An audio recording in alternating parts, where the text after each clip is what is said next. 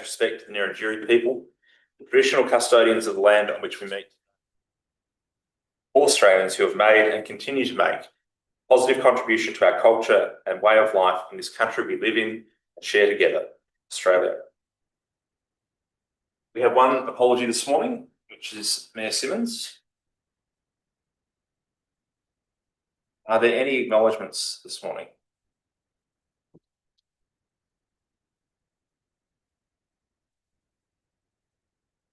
Is there being done?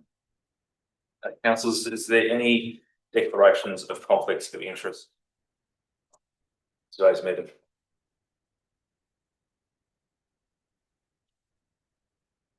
There being none, we'll move on to agenda item 4, confirmation of minutes. The last ordinary meeting held on the 27th of January.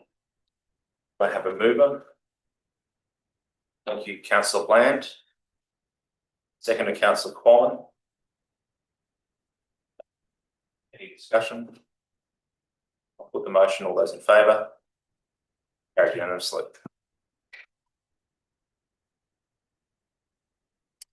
Adjourned business, there is nil.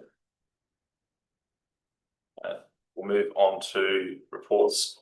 And there's a report for the acting mayor and Councillor Arthur. Are there any questions from those reports? Councillor Bland. My question is around should the man still not be able to return in 3 months? What is the process? This is on reports at the moment. Sitting with the wrong one. My apologies. So we're still on 6. Councillor Coleman. Yeah, meetings attended. 29th of January, meeting with the River Murray Coorong Local Health Network Chair and CEO Tom Ben. Just anything come out of that? It was quite a positive meeting, I'll say. It was the acting interim CEO myself. There was a discussion around how they could work with us to push forward some health outcomes. Mm-hmm. There was an acknowledgement that they had stuffed up in Tintinara and Canalpa, I'll just leave it at that, they did acknowledge that, and that they were looking to offset some of the outcomes there. Might ask the interim CEO, have you got any further comments you'd like to make on that? As much as anything, it was a reset, beginning of the year, you know, on a better start than probably how we ended last year. I think importantly, we had the chair of the board there, and she had some really good insights into regional difficulties in finding key health services such as GPs. So she was very helpful. And as much as anything, it was a case for us to give an update on where we're heading as a council with the committee, and then also for an update to be given by Wayne in terms of any further dialogue he's had, especially with the Coorong Medical Centre. Yeah. Good to hear the continuation of us working together, move down the road to improve or hopefully improve our health services. Thank you, Mr. Mayor. Cool. Any further questions on the reports? There being none, we'll move on. To petitions, there are none that I'm aware of. Deputations, there also appears to be no deputations today. And public question time, we don't have any questions at this point in time unless I hear otherwise. We'll move into decision reports. 10.1. There is a recommendation there. By way of context, the interim CEO has spoken. I just wonder if anyone had any questions about my report. 6.2. I did cover that. It was on reports. Okay. But I'm more than happy to, if there's any questions for Councillor Arthur on his report. I'd just like to make a comment on the Oxfat committee. When I was talking about it last time, I mentioned that they may be looking at the aerial baiting in Narcow Park. I got a letter, an email from a protected Indigenous group of dingoes in Victoria, saying that that shouldn't be happening. I didn't reply to it because it's a political group, but just to bring to attention that with the protection of them in Victoria, and I'm not allowed to do anything to them, we're starting to get a few more dog attacks in South Australia. It's more being recorded, so this is a pretty important committee that we're involved with. It's probably one of the best committees because it's actually state government, local government, Victorian enterprise all together, and federal funding for some of the projects. Councillor Arthur, how far across the border are the attacks being reported? Lameroo, That far in? just north of Lameroo, yeah. Some down south, the old quarantine station there. Yeah, quite a few. Yeah, well, there's getting more.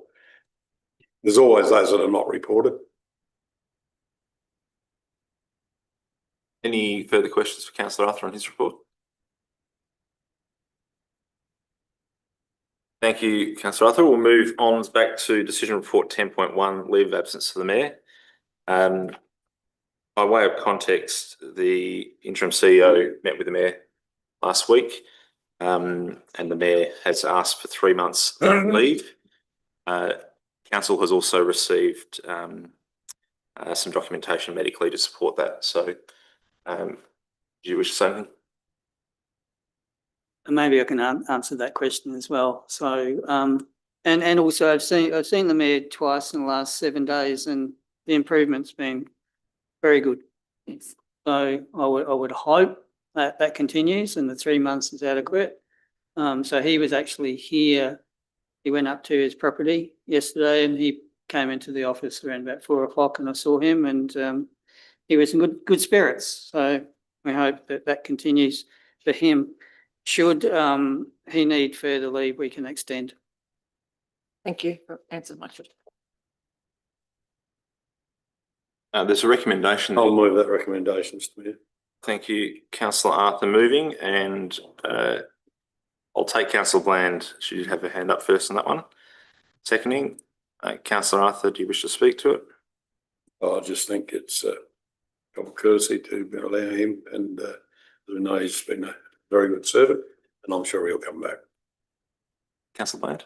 No, I think I've had my questions answered. Thank you. Councillor Coleman, you wish to speak? I've got a question, please, Mr. Mayor. The recommendation will just help me. Maybe I'm reading this wrong, but it says at the last bit of the recommendations to be reviewed in 3 months' time, May 26, and then way down the bottom of the page in discussion, it's got which can be reviewed in several months' time. Yes, so the wording around May 26 is in line with the request and the medical certificate received, that it needs to be to that point in time, at which point it will be reviewed at the May meeting, I'd imagine. Yep. Yep. Thank you. Any further questions? You'll close? I'll put the motion. All those in favour? Carried unanimously.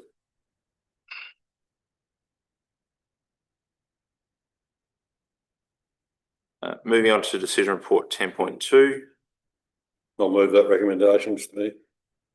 Thank you, Councillor Arthur. Is there a seconder for the recommendation? Thank you, Councillor Mayman. Does anybody wish to speak? Councillor Coleman? Yeah, thank you, Mr. Mayor. I just have concerns, or just want to ask a question. If their mayor was to be elected, that's probably going to leave us a bit of short at one stage, because Councillor O'Hara believes going on leave, and we have Councillor Roundtree who will be our acting mayor, and that's only leaves 4, which still is a quorum. We're running really thin. When someone gets crook or something, there's no council meeting. It also And that goes to April. Mm. Yeah, but of course, Jonathan, our mayor gets elected, he won't be coming back, is that correct? I'll hand that one to the interim CEO. Yeah, it is a hypothetical, isn't it? We will deal with quorum issues should they arise. We've already considered that. So Ashley and I have had a conversation around that. Yes, you know, all it takes really is someone to be sick. Mhm. And there's a concern there. I mean, essentially we have to have a meeting every month. So let's deal with that if that comes up. Yep. You know, should the acting mayor be elected, well, there's a process that occurs. We would still probably have that quorum. And as I said before, also, the mayor's health is coming along well. Okay. So I want to be positive. Well, I'm just had to ask the question on behalf of our constituents. That's all, Mr. Mayor. Thank you. Councillor Coleman, anything further? Councillor Mason? Yes, thank you, Acting Mayor. Just a couple of comments. I've had some comments from constituents regarding the similar to Councillor Coleman. There's a concern there that we will be lied on, confirming really what you've said. And I think it should be noted that some people in the council district, I don't necessarily share that opinion, but do have a concern that you should be, this is their concern, not mine, you should be doing your council jobs while you're in this position with the mayor being sick at the moment. And they feel, and there's quite a few that have come to me, and they feel that ambition's fine, but you have a duty here first. I wish you well, but I think it needed to be said in a council meeting situation that there is concern out there in the district. Councillor Mason? All right. I do have one more question. Well, that was a comment, but a question. And this is from a ratepayer too, actually, monetary value. When people go up into their various positions, their allowances go up or not? Do they or don't they? So I'm happy to answer. So we're talking about elected members? Yes. Yes, well, they do. They are remunerated according to the position that they hold. Yep. And yes, we'll have a bit of a toing and froing of the payments, but we're aware of that. So yes. Okay. No, I asked because ratepayers weren't aware, so out there. Thank I you. might just add that there is a 4-week period of time before that takes effect. Yep. The Act, there's a trigger. Okay. Thank you for that. Mr. Mayor, can I just say, I'd just like to say to that, I mean, we're all volunteers virtually. We get a very small remittance for what we do, but we've all got lives outside of council, and the ratepayers just need to understand that, or they need to put their own hand up. And I'll reiterate, sorry, I just wanted to say that too. That really bothered me, hearing that, because I think that's but it might have been a little view. It's not a huge view. And I've had the opposite. I think people congratulate you for taking a stand and doing what you're doing. And all the other things that come up with this about how we manage this chamber will all get sorted out. And that is a bigger goal than what being on council is. And as Councillor Mahara said, what we get for doing this job is pittance in some ways for the time that we put in. And so I think ambition is fine. Councillor Bland. I'm going to change tack on this because the biggest risk I see is numbers. Doesn't matter for whatever reason, health, personal, business, whatever. And with 7 in the chamber and the way it works can put people and councillors under a lot of pressure. And you may also, now that the mayor doesn't have a casting vote, we have some other issues that maybe council might want to consider looking at either towards the end of this term or into the next term of council about how that might look and the risk factors that go with it. We don't see it all the time, but it seems that we've got nearly a perfect, I won't say perfect storm, but it could easily be that where there's 3 in the chamber, 4 in the chamber, tied vote, what happens? And I think maybe that's a conversation around process and governance for the future. Thank you, councillor Bland. I'd just like to make one comment. I think councillor Maidment was right. If an elected member, if someone comes up to me as an elected member and asks me a question, I expect an answer to find out and let them know. And they, as a ratepayer, I've got every right to know what the situation is, and probably many of them don't. And it's probably just does this happen? And as far as, the numbers, well, how long have you been on the council now, Sharon? You and I, a long time? 18 years this is coming up. Consistent. We've never had this situation before. So, it's okay to look at something now, but it may never happen again. Thank you, councillor. Unique. Councillor Arthur, you'll close. I'll close. I'll put the motion. All those in favour?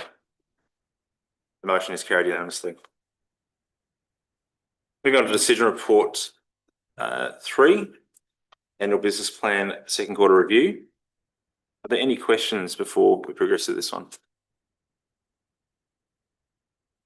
Councillor Maidment. Thank you, Acting Mayor. Just one on page 24, I believe, of the digital copy. Let me find it. Hang on a moment. Sorry, everybody. I should have had it ready.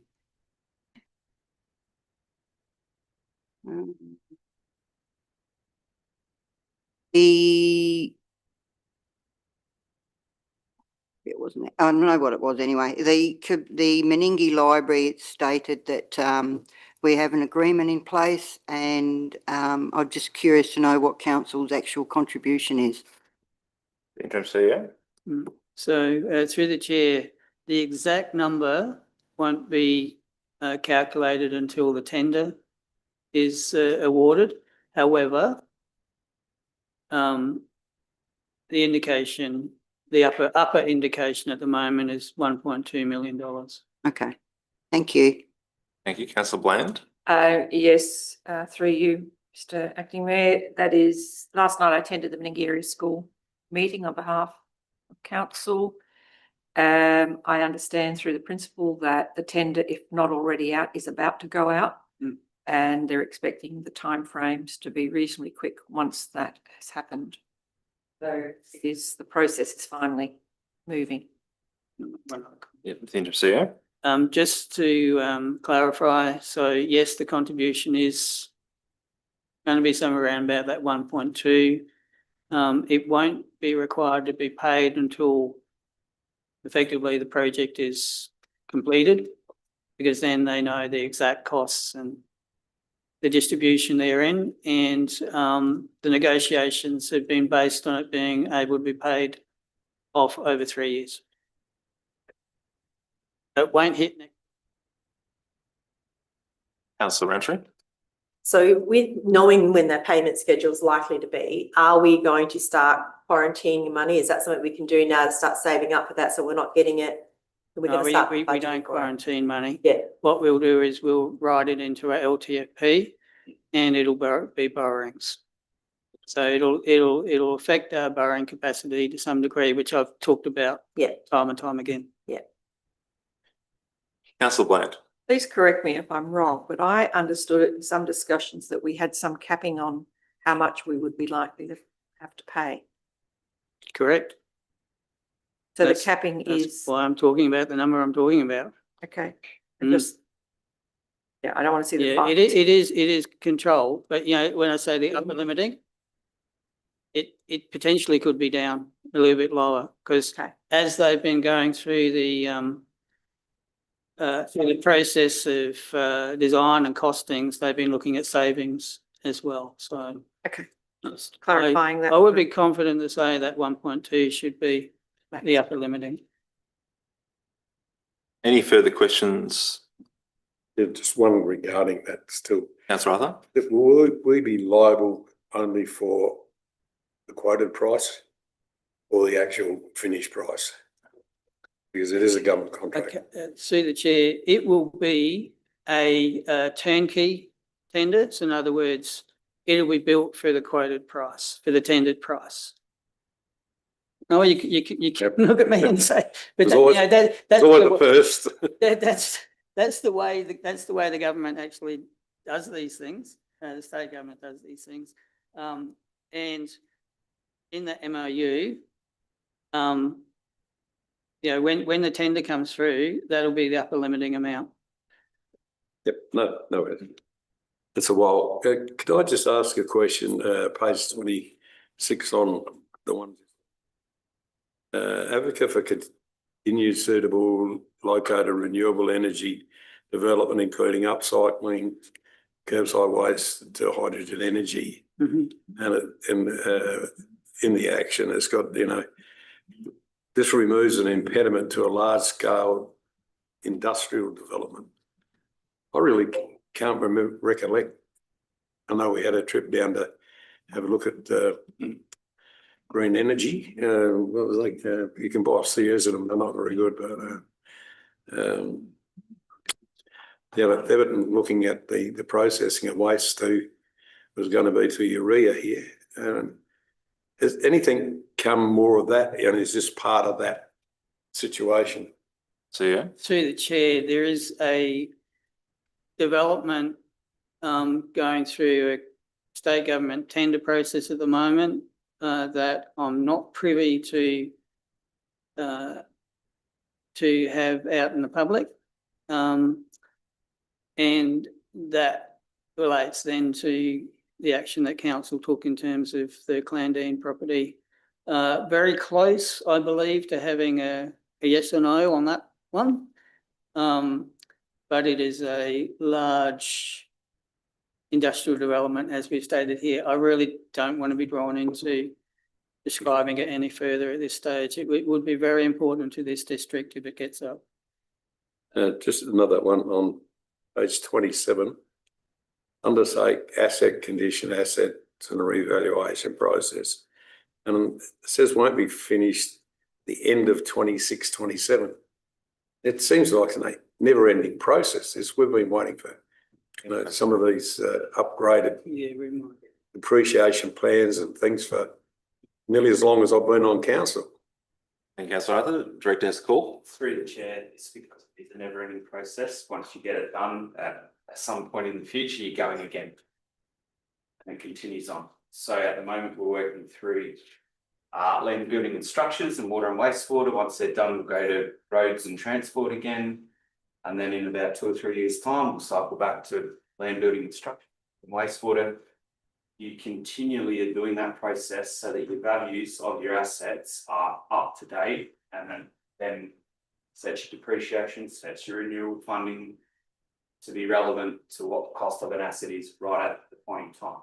I realise what it is, but for example, the building site, I don't think I've seen a revaluation or a depreciation schedule for that for probably 12 years. Now, if you've finished that, why aren't we privy to it? Director has a call. Because the site inspections were done through January. So they've collated all the data in terms of visually inspecting something and giving it a condition reference. Now they apply, I guess, the fundamentals of giving it a value, and they start the financial modelling. I suspect it's sometime in the next month or two, we'll have a draft asset management plan that's going to come out for review. That'll go into consultation, and we are hopeful by the end of the financial year, we will have an endorsed updated asset management for that category. And that end of financial year has now been the target for probably the last 6 months, and it hasn't changed. The CEO has a call. Look forward to it. In regards to this particular area, I think probably the Audit and Risk Committee and the elected members on the Audit and Risk Committee probably got a greater insight in terms of the progress. However, if the elected members wanted to, we could provide more information through the Roads and Infrastructure Committee, just so all elected members have the same level of awareness of how we're tracking. The Audit and Risk Committee, can I say, also made it very clear that they also felt that council might not have been moving as quickly as we should have, but a lot of that was a resource issue. We've sorted those resource issues out. And they've said to us, okay, look, we've got to stick to this schedule, and they're expecting us to, and that's exactly what we'll do. The director?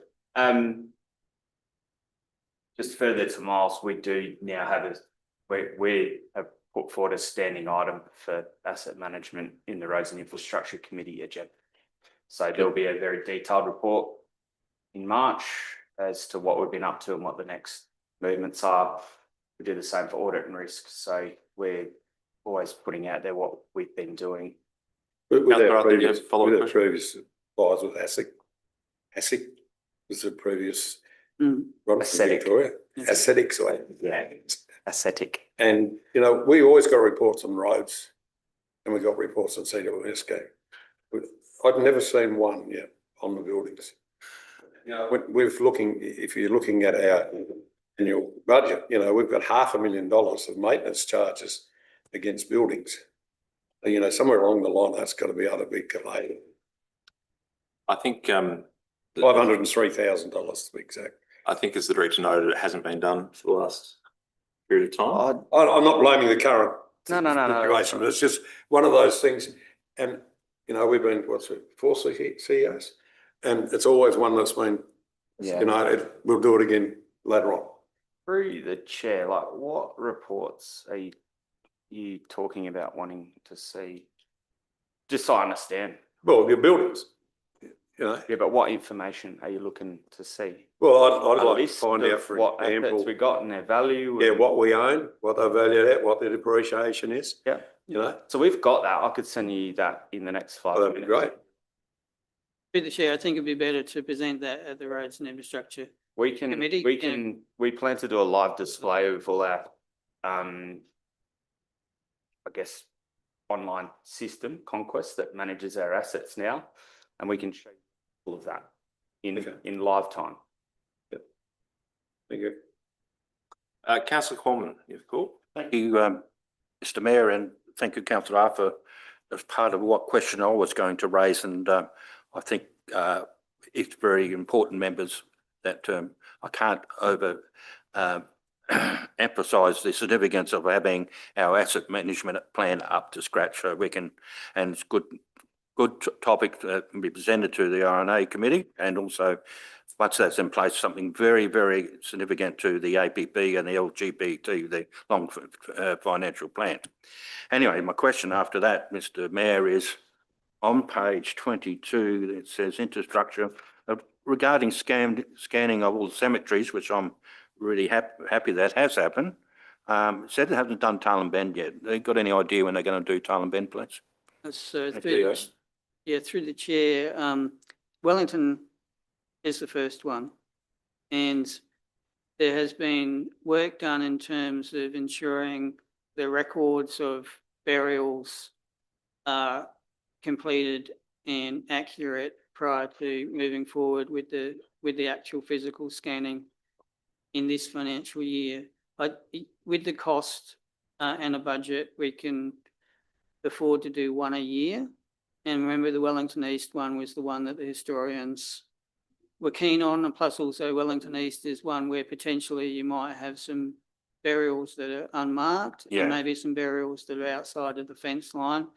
But in particular, unmarked burials which present a hazard, as for vehicles and the like.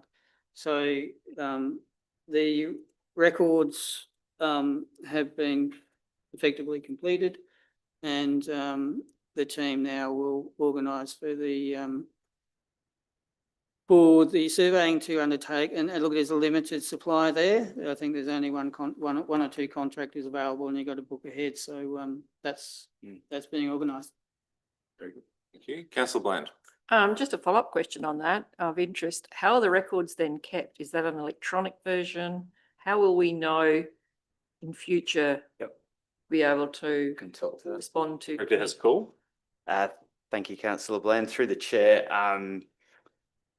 So I'll take you on a little bit of a journey of where we come from and where we'll get to, but records were paper-based And as we experience with a lack of accuracy in some respects.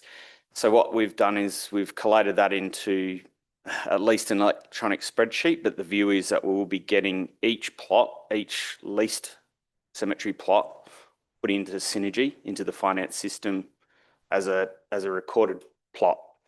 And so that is how you'll then track it. It's like our property mapping. So every property in Synergy has got an assigned owner, value, leased, you can put all those attributes to it. So effectively, it'll come off a paper and eventually get into Synergy, our finance system, and it'll be fully traceable in there in terms of what plots what and who leases it and all of that. Thank you. No further follow-up questions, Councillor Fletcher? Any further questions? There's a recommendation, councillors. Do I have a move for the recommendation? Councillors Coleman and Bland. Councillor Coleman, do you wish to speak? I think I've said enough on the subject. Thank you, Mr Mayor. Councillor Bland, no. No, I'm fine. You'll close, Councillor Coleman? Yes, I close. Put the motion. All those in favour? Carried unanimously. Moving on to decision report 4, budget review, noting that this has been through the Finance Committee. Are there any further questions to the report? There being none, Councillor Roundtree moves. Councillor Maidment seconds. Councillor Roundtree, do you wish to speak? No, nothing further to add from what we'd already discussed.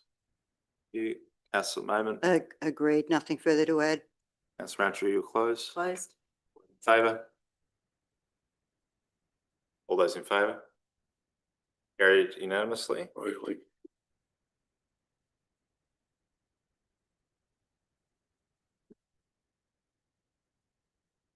Moving on to decision report 5.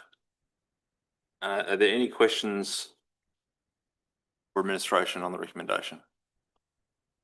I'll move that one, Mr Mayor. Move that way. Thank you, Councillor Arthur. Have a seconder. Councillor Bland. Councillor Arthur, you have the call. I've been on that the libraries board before it was a libraries board, when the individual libraries had their own boards, and then the government decided that wasn't suitable, so they were all kicked out and started the one. We're still, I think I said 7 or 8 years, but I believe now it's 11. We've been waiting for an agreement between the Education Department, the Library Board, and the local government regarding financing and operation of these. It's a situation that, it's really a joke when you've got government departments like that. It just can't come together. And we're the bunnies in the end, of course, because they just throw whatever they feel is necessary to us, and we've got to pick up the scraps. As you know, there is a fair it being presented by the local government to the two parties involved in the election. And I think at the present moment it's about $12 million that they have reduced library funding from it, and we don't want to have to keep picking up the tab for all the extras. So I support this wholeheartedly, and just hope something can come out of it. Councillor Bland, do you wish to speak? No, no further comment. You're right. Councillor Maidment. A couple of quick questions on this, because you're a bit quick. I didn't put my hand up when you asked for questions. Through you, Acting Mayor, does anybody know when the annual CPI indexation stopped towards this and why? It said that it stopped, and that's half the problem, that we as councils pick up the tab. I just wondered when it stopped. Does anybody know the answer to that question? If not, we might have to take it on notice. Fine. Rather take it on notice. But, we'll take that on notice. Okay. Any further questions at this moment? No, thank you.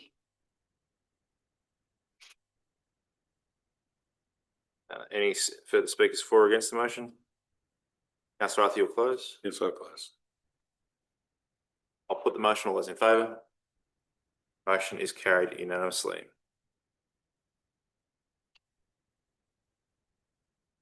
Moving on to decision report 6, the granting of sublease for the Tintinara Railway Station. Are there any questions, councillors? Councillor Bland? Just a quick question. Is this a peppercorn lease? Yes. Yes. Thank you. Councillor Roundtree? We did get another letter from the Tintinara. Oh no, this is the other group, wrong group. It's Yeah, the Action Club. yeah, no, I just realised that one. Nothing more to add. Any, Councillor Arthur? I'll move that one. You'll move? Councillor Arthur moved, Councillor Roundtree seconded. Councillor Arthur? Long-term occupants of the railway station there.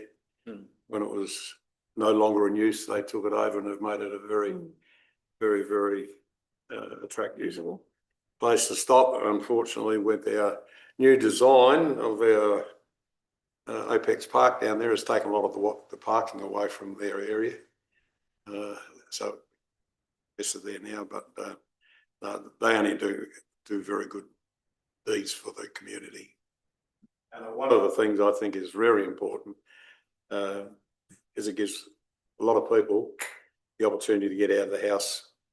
I go there quite often, talk to people, you know, like from Salt Creek, who come up once every fortnight.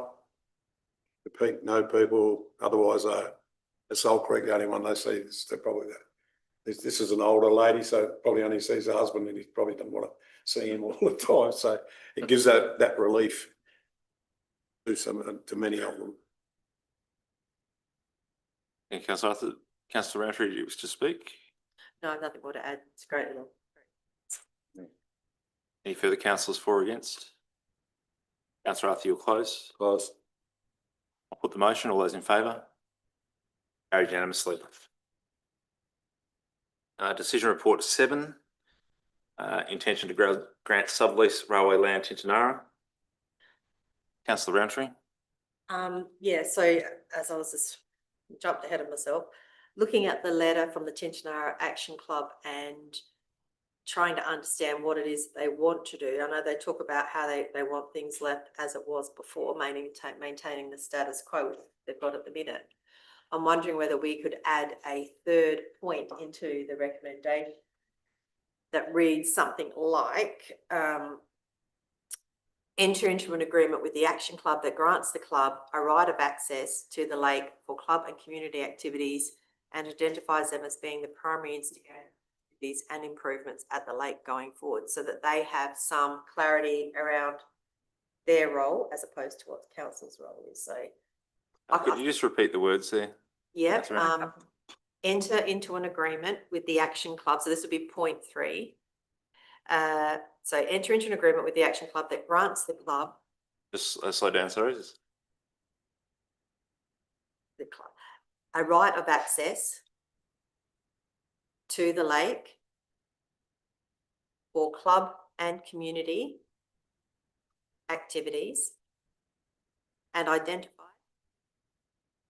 them as being the primary instigator of activities and improvements at the lake going forward.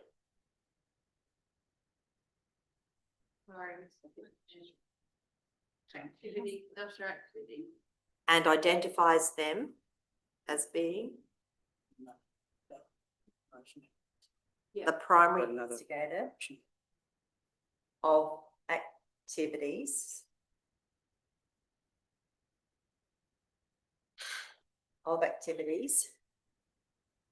and improvements at the lake going forward. So then just take out prior activities at the lake.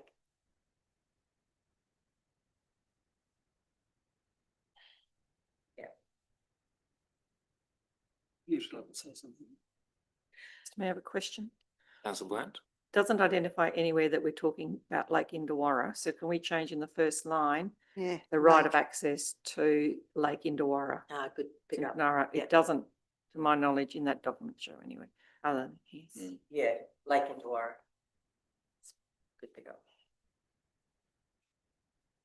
And I think that gives, from what I'm trying to read from this letter, they want some clarity around, so they don't have to keep coming back and getting permission from council to do particular smaller things that they currently do, gives them some continuity of what they're doing, but also leaves the liability and the responsibility for the lake with council.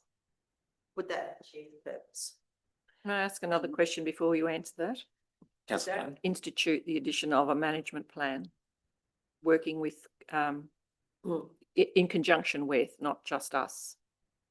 And I The need- CEO. Not- Hang on. I'm giving the CEO the call now. I'm dying to jump in here. Do you recall that we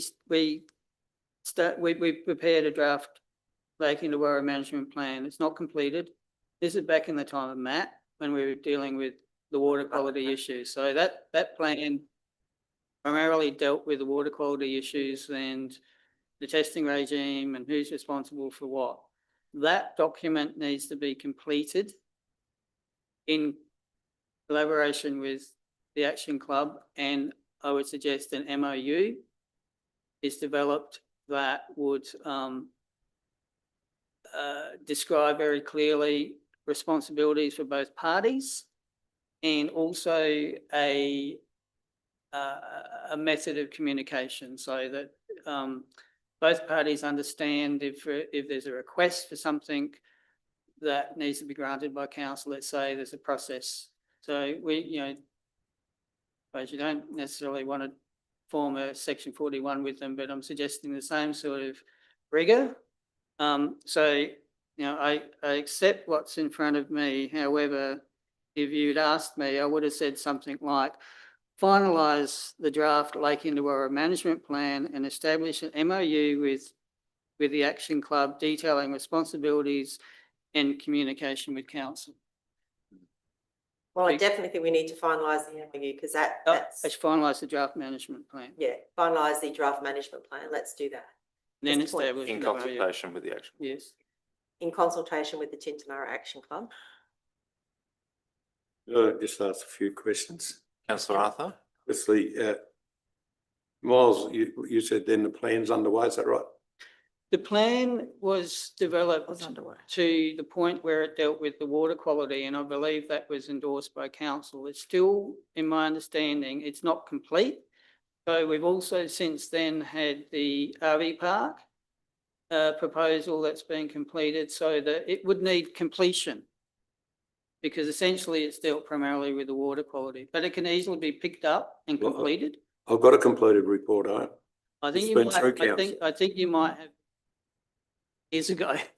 This is the one that when Matt was here, he developed it. So we were talking about, 2.5 years. This is the So- one which the special committee actually looked into it, presented a report, and it was, You're talking about the one. it's one of prior to these, about that thick. that. Yeah, that's the bottom of the one drawer. prior to the one I'm talking So about. anyway, the other thing is, all they're after is to get away from the lake. 'Cause they were looking after everything there except for the caravan. Well, it's not a caravan park, it's an RV camping area, which was an area that was just overgrown with trees and useful for nothing. It's a trade, the Tintinara Rural Act, the Tintinara Rural and Actual Development Enterprises, the Lions Club, the Action Club, and the Men's Shed went in, cleaned that whole area up and made it into what it is today. And also right along the railway line, along Brock Road, they did the whole lot of that area. Then it was, the council had no input into that whatsoever except giving permission. And then it was granted the lease over the whole lot.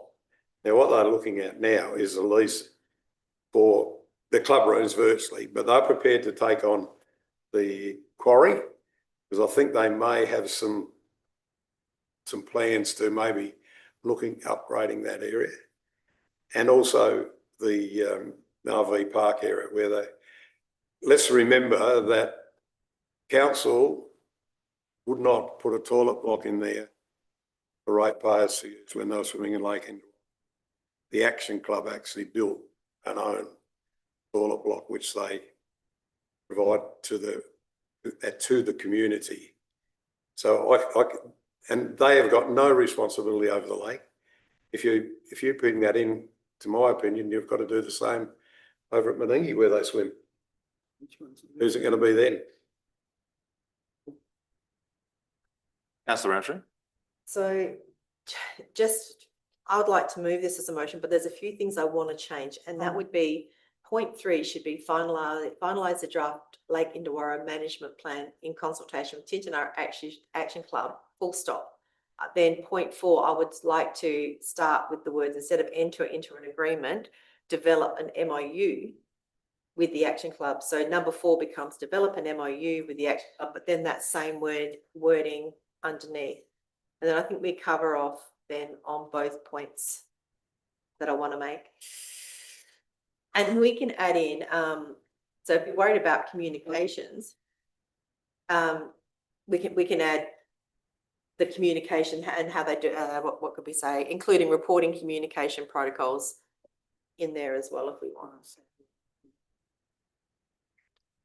Councillor Bland. Let's have a on point 3.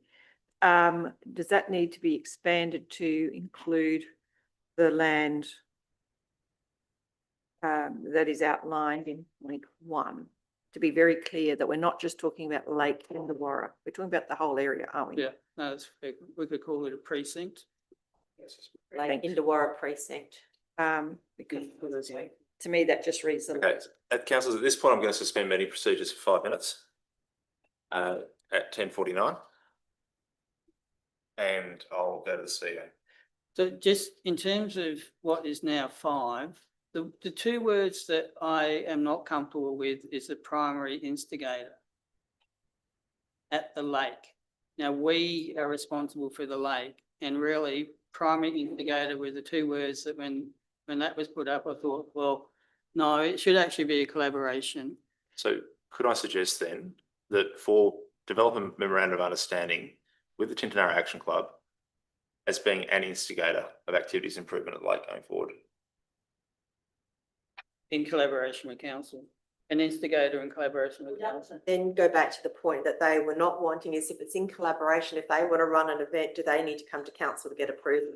No, sorry, that would be a separate issue. So you've already got activities. Yeah. Club and community activities separately.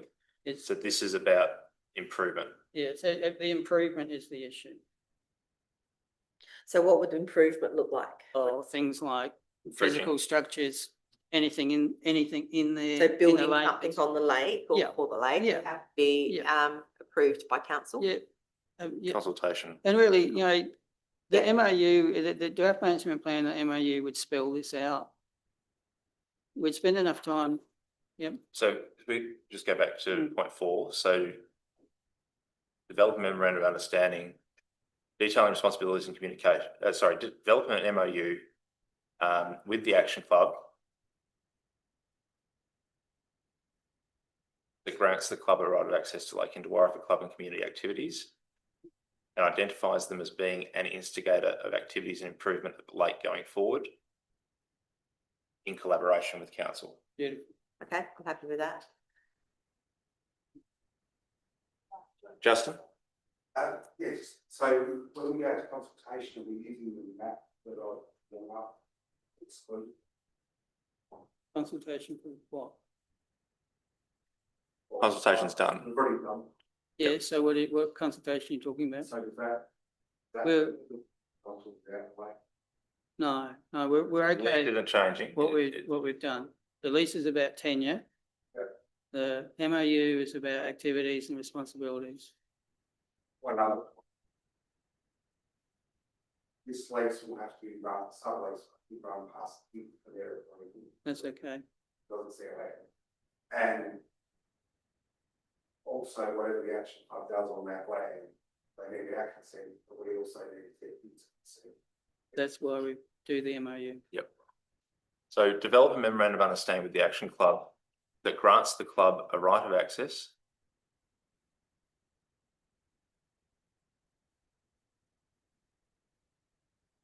Our rights of access. right of access Our rights of access.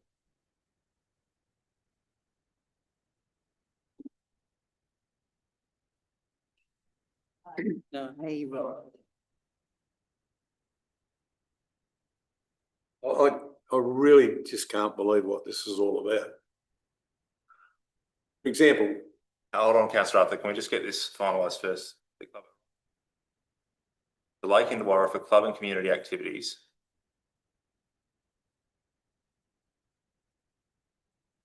And identifies them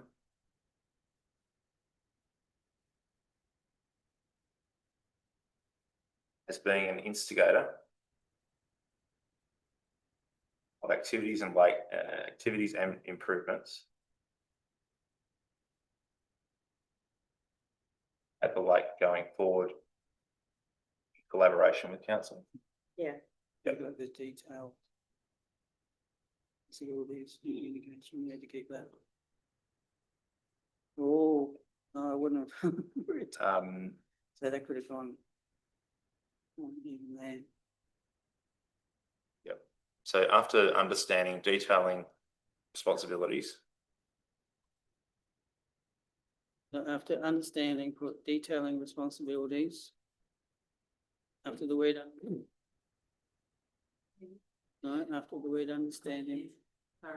Detailing responsibilities. And communication with council.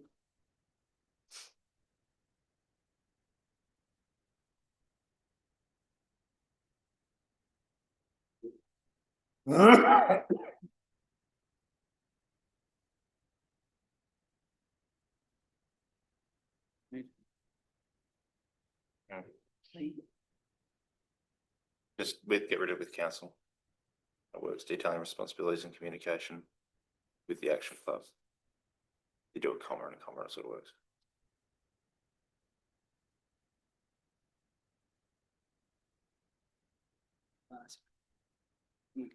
Good with that. Yeah, So then just take out 0.5. Councillor Roundtree, are you comfortable with those words at the moment?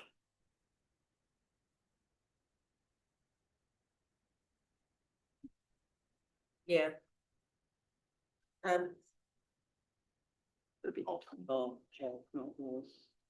Instigator.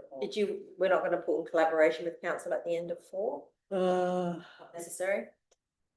The MOU rule. Yeah. Okay, I'm happy with that. Will be Yeah. that. Councillor Move that. Councillor Arthur, you want to say something? what has access to the Lake Indawara got to do with this? All they're after is a lease on their club rooms and the surrounding area. The lease on the club rooms was done. Councillor Arthur, have you read the letter the Action Club sent to councillors in the last few days? Sorry? Have you read the letter that the Action Club sent? Yes, Tom sent. Yes. Yes. Yeah. And I've spoken to these guys. You know, all they're doing is taking over an area which council had responsibility for because they may see a way of being able to develop it instead of being there.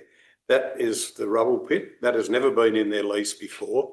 The original lease was just for the area around the club rooms there. That was the original lease that was granted back in the Canalp and Downs days and then on to this one. So what they do is just expanding the lease, the lake. So if I want to go for a swim in the lake, I've got to get permission from the Tinara Action Club. No, that's not what it says. Oh, hang on. Right of access, the club and community activities and don't identifies them. So when Wilderness College come over with their canoes, they got to get permission from the Action Club, do they? A right of access, not the right of access. You know, they're not worried about the lake. Well, that's not what they are. They're in there, they're saying the Tintinara Action Club writes to formally request the ongoing access, amenity and operational / strategic decision-making ability regarding Lake Indawara, i.e. maintaining the status quo. That's what they've written and asked for. That's what we're trying to achieve. That's what we're trying to achieve with this motion is what they're asking for. So if you've got some different information, that's what the club's asked for. Lease includes the lake. Hey? The lease includes the lake. It doesn't really. No, as now. Now. Yeah, I know What what. they're trying to get to, they want the status quo, what they've had before. I'm going to resume meeting procedures at 10:57. I have a mover for the motion, councillor Roundtree. Is there a seconder for the motion, councillor Bland? Councillor Roundtree, do you wish to speak to the motion? Yeah. it now, I think we actually achieved what the Tintinara Action Club have asked us for, like reading their letter and understanding a bit more about what they're trying to achieve. I think we've got it in this motion. There's no point making it any harder for them, but I think we've got some level of comfort with administration that we will finish that management plan, to develop the MOU, and then I think everyone's singing from the same song sheet and it works. I don't think we need to, I like what we've got here at the moment, so I'll obviously supporting this. Councillor Bland, you wish to speak? And I think it's pretty much all been said and discussed. Just move forward. Councillor Moment, did you have your hand up before? Councillor Coleman? Thank you, Mr Mayor. It's interesting that we just had a remark and reminder from our property officer. It's a bit different scenario if it was on Crown land, but this is on Diptai land, so I hope the Action Club and all parties involved will be made aware. That's one more of a layer or tier of authority they got to go through when you think they want done. Thank you. Any further speakers to the motion? Yeah, I'll just reiterate. It grants the club a right of access to Lake Indawara. Everybody's got the access to Lake Indawara. I can go there, you can go there, every council can go there and swim. It's not exclusive to the lake, it's the area around the lake they're talking about. For club and community activities, they don't have, I can't remember a last club or community, a club activity, except for Father Christmas coming across every year across the lake, except when it was shut to deliver for the Christmas party, any other activities they do. And the instigator of activities improvements of the lake going forward. What we're talking about is they have no responsibility for the lake. That's what that's all been about. And the new lake is they do not want responsibility for the lake. So I will be voting against it because you're there in that motion, making them now responsible for the lake. No, we're not. Yes, you are. No, we're not. I'll take that as a comment. Councillor Arthur, any further speakers to the motion? Councillor Roundtree, you're close. I'll close, thank you. I'll put the motion. All those in favour? Those against? The motion is carried. Councillors Maidment, O'Hara, Bland and Roundtree voting for, and councillors Arthur and Coleman voting against.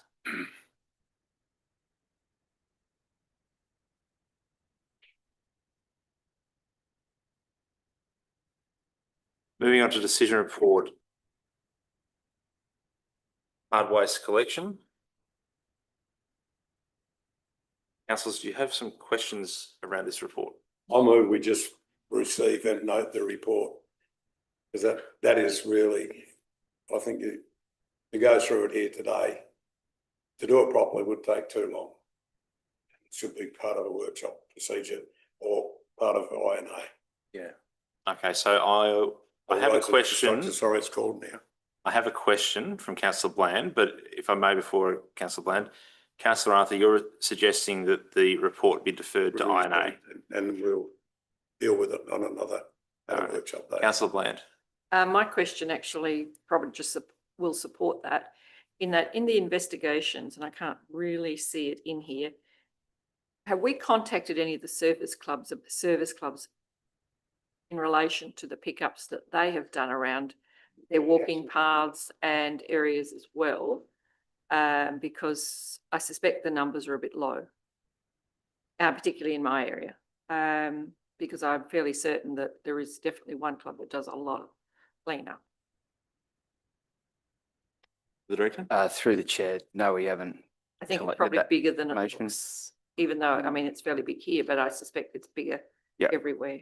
And that You- community does it. Referring to Lions Club and Yeah. the like? Yep. I am in Meningie, yes. Yeah. The others, I can't be sure of what happens in all the other townships. CEO? Just for clarity, I mean, this report does talk a lot about illegal dumping, but I think council may want to think about hard waste as a service and consider, is this a service that we want to provide for our community? And from the budget perspective, is this a service that we would like to introduce, next financial year or the following financial year?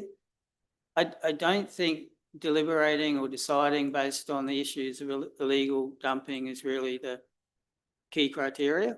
I think it's adding another service in terms of waste management for our community. I might, Mr. Mayor, I would actually support that. I think right now we do need to make that decision. We have a significant, we all know the data around the significant aging populations as well, and having some sort of service, whether it's a paid for service or not, we need to probably consider how this is going to work in the future. Otherwise, what we'll find is this stuff piling up in backyards, particularly for the elderly, etc., that cannot make this happen for themselves. Councillor Corman, question? Yeah, comment if I may. Thank you, Mr. Mayor. Well, as we note and remember, members, we've had requests over the years, and we've had letters, correspondence regarding possibility of just once a year hard rubbish removal. We haven't sort of moved on to that, so I think appropriate, as Councillor Marper mentions, that this gets noted, the recommendation, but we deal with that in R&I committee to have a workshop or talk through it and work something out, and because it will have financial implications. I'm well aware of that, but as it says in here, and as I know myself, there is a lot of instances of illegal dumping happening, especially around here. I don't know why Darla Bend's a hot spot, but I've seen a light dumping stuff here. And us people, is that the reason? Because they can't get rid of it, physically can't get rid of it, can't afford to get rid of it, or just slack? I don't know, but having once a year or twice a year would be beneficial to curb the problem. Thank you. Councillor Maynard. Thank you, Acting Mayor. Through you, I'd like to keep both recommendations there because I think number 2 gives us a date to work to. I think this is an important thing to happen for our district. It won't be in this financial year, but I think it's important to have a date to work towards this. If we leave it just as note and report, it could take quite a while before it comes back. So I'd support both recommendations being in there. So just a point of clarification, it would be included in the draft budget for next financial year. Yeah. Because it doesn't necessarily mean the council, will Exactly. decide. But it That moves gets us forward. a little further on with timing, and I think there's a big call in the community to at least get perhaps one a year. It's not going to happen if we don't have a date to work towards, so I would like to leave both recommendations. So, Councillor Arthur, would you be comfortable, just with what you said before, adding a point 2, refer discussion to R&I? Yeah, well, I thought we need to note the report, and as I said, and have a workshop regarding it, probably includes point 2. So, yeah, that's not all. Yeah. Yep. So, do you wish to add that to the motion? Yeah, you can do that. Yeah, because that's part and parcel of what I was talking about anyway. Maybe point 2. Add a point 2, defer discussion on options to workshop or R&I. Sure. No, add it.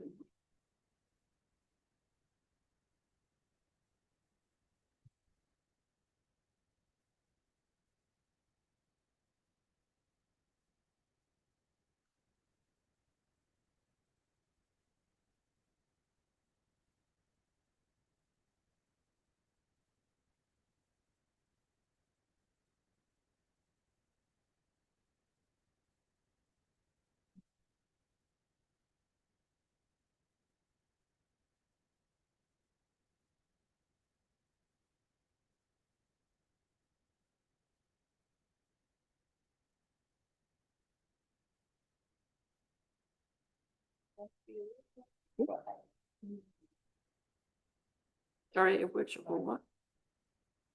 Workshop or a committee meeting? Or gives you the flexibility then to look at how to bring it back. And or.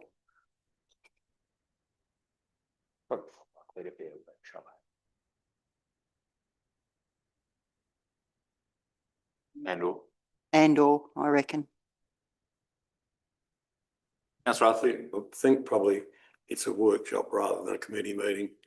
You'd need the workshop before it went to the, yeah, it's an asset. A bit of a meeting. wish to vary that at all, or are you happy with that wording? Yeah, that's. Yeah, that'll be right. Hang on, we weren't getting rid of the Still second want point. number 2. No, we're not getting rid of the second point. 2 becomes 3. Up with it. So 2 goes down to 3.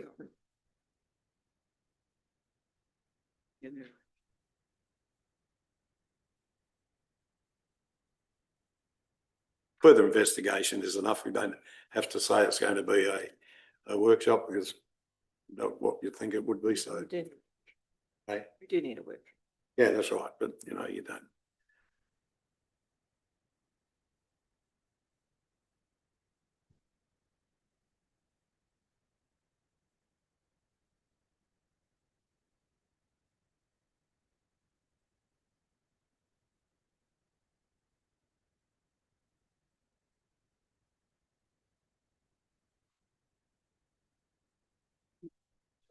Are you happy with that, Councillor Arthur? Yeah, that'll do.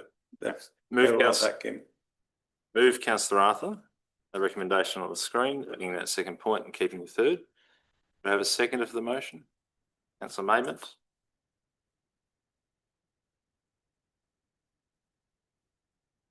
Councillor Arthur, do you wish to speak? I think it's one item that Res had said every, year, 2 years, 3 years, has been for 15 or 18 years. Most of the times it's been looked at, the actually cost was pretty astronomical. And that's why has been deferred.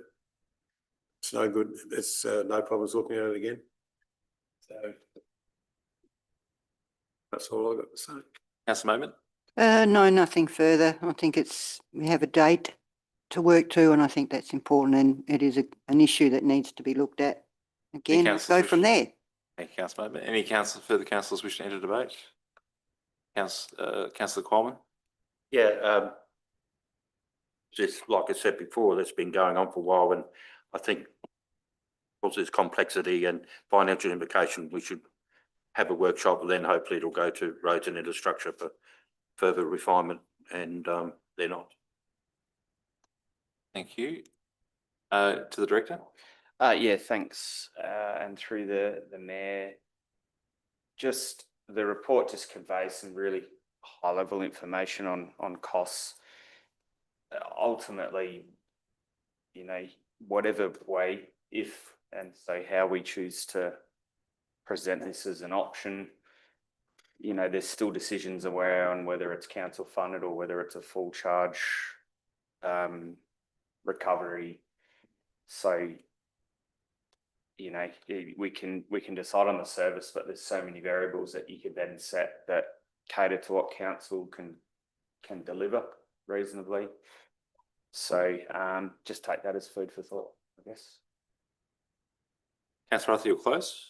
Yes, and as Joel just said, it's whether it's a fee for service or whatever, or it's council absorbs some of the fee is what needs to be worked out.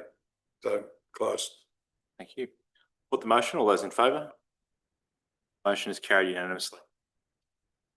Moving on to decision report 9, quarrying policy review. I'll go to the director first. Does it change here? Yeah, thank you. And through the chair, I think there were some minor amendments. Probably the one consideration that was most strong with this policy was around recognising weed management and the need to consider that with our quarry management. So I think we've in the proposed policy, we've included some clausing around development of, or quarrying's undertaken in line with a weed management guideline or procedure. We're actually nearly have that complete. So we'll have that to back the policy, and that'll be all around, if we're choosing to establish a quarry in a location, what are the steps that we go through to, I guess, manage from a weed viewpoint. So site assessment, what's visibly there, how do we manage it, is it an issue or is it not an issue? Is it an issue to the point where we just choose not to go and quarry in there?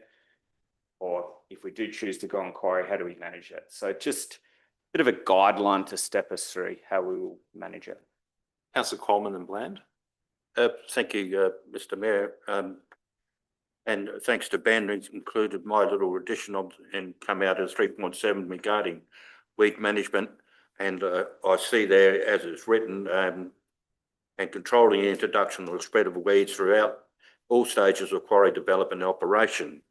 I just wondered, it probably stops short of following backup unless it comes down to when it's rehabilitated. Do we go back and monitor there's no weeds, popping up again, which does happen at times. But we've got to follow up to when it's all finished, the license, quarrying license. Thank you. Yeah, through the mayor, that would be part of the weed management. Right, that's what I Plan would be wanted. end to end. So Yep, establishment through to rehabilitation. good. Councillor Bland. I guess my question is similar, but a slightly different angle is around the spread of the weeds. If it's identified and we just still decide to go with it, for how long do we monitor the weed management on the sides of the roads? Because it is a big issue out there. Now, whether or not it's our issue in the end or the landowner, but I'm just wondering what our responsibility is. If we've identified a patch, we're spreading that, within a certain kilometrage range. Where's our responsibility and how are we going to follow that up and identify it? The Director. Yeah, thanks. Through the chair again. More pertinently comes down to managing the activities in the quarry. So, if I'm to speak simplistically, typically we'll go and strip the topsoil. The topsoil's stored on site. That is generally where all your weed seed is evident. Once you get down into the layer of rock and rubble, there's no weed seed in that. So, those initial stripping activities, it's about wash down of machinery after that. And then once crushing has occurred and you've got a quarry floor, established tracks in and out of the quarry, it's about then maintaining an operational plan that basically says all movements have to be on formed tracks or the quarry floor. You're not out into the paddock where the weed seed is evident. So it's about managing the quarry so that you're not taking the weed seed out of there. And then you don't need to consider it on the roadside. Yeah. So, and then further to that, once we've crushed, like it's not necessarily always the case that we crush and then all of it gets used immediately. Some quarries stay with stock in them for 2-3 years. And so it's about continual,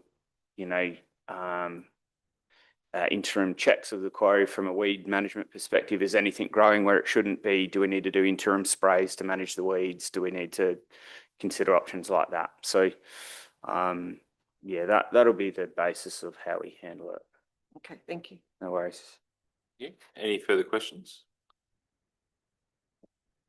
There's a recommendation. Do I have a move for the recommendation? Councillor Roundtree. Is there a second to Councillor Coleman? Councillor Roundtree, you have the call. No, I'm happy with that policy. I thought it covered off all the things we'd raised, so no, it's good. Councillor Coleman, do you wish to speak?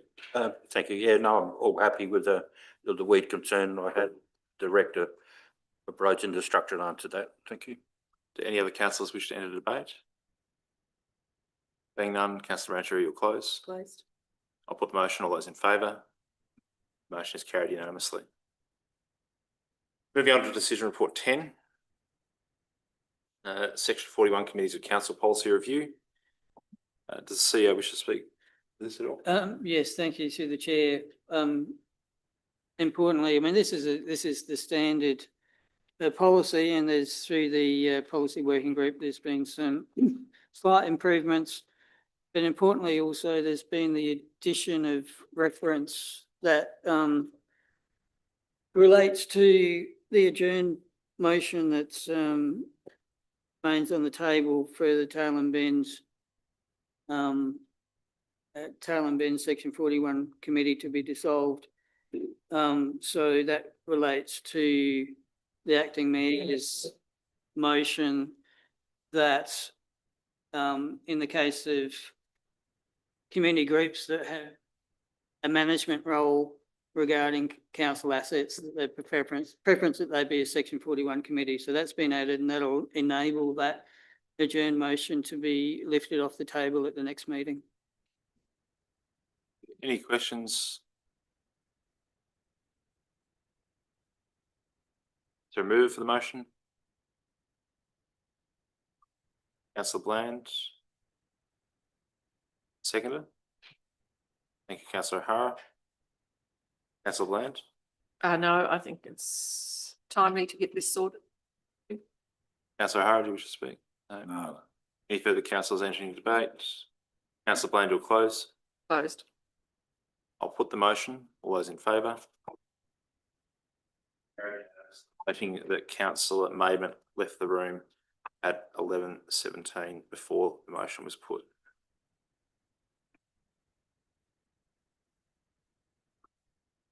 In report 11, risk management policy review. Are there any questions to this policy? Being none, we have a mover. Thank you, Councillor Roundtree. Seconder. Councillor O'Hara. Councillor Roundtree, do you wish to speak? No, I've already said quite a bit on this one in the other group, so I'm happy with it. Councillor O'Hara. No, that's fine to me. Councillor Roundtree, you'll close. I'll put the motion. All those in favour? Motion is carried unanimously. Moving on to decision report 12, fraud, corruption, misconduct and maladministration prevention policy review. Any questions on this one? Councillor Ament has come back at 11:19.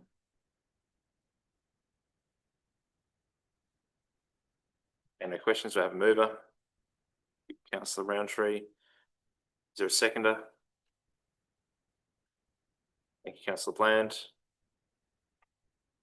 Councillor Roundtree. Nothing further to add. I think it's all come out quite well. Councillor Bland. All good. Thank you, Councillor Roundtree. You'll close.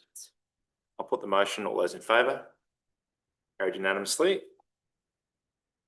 Thank you, councillors. We will have a 5-minute break before we get into the community vision plan, which is 13.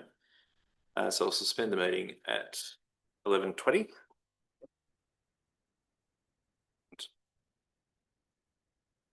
Worth getting a copy.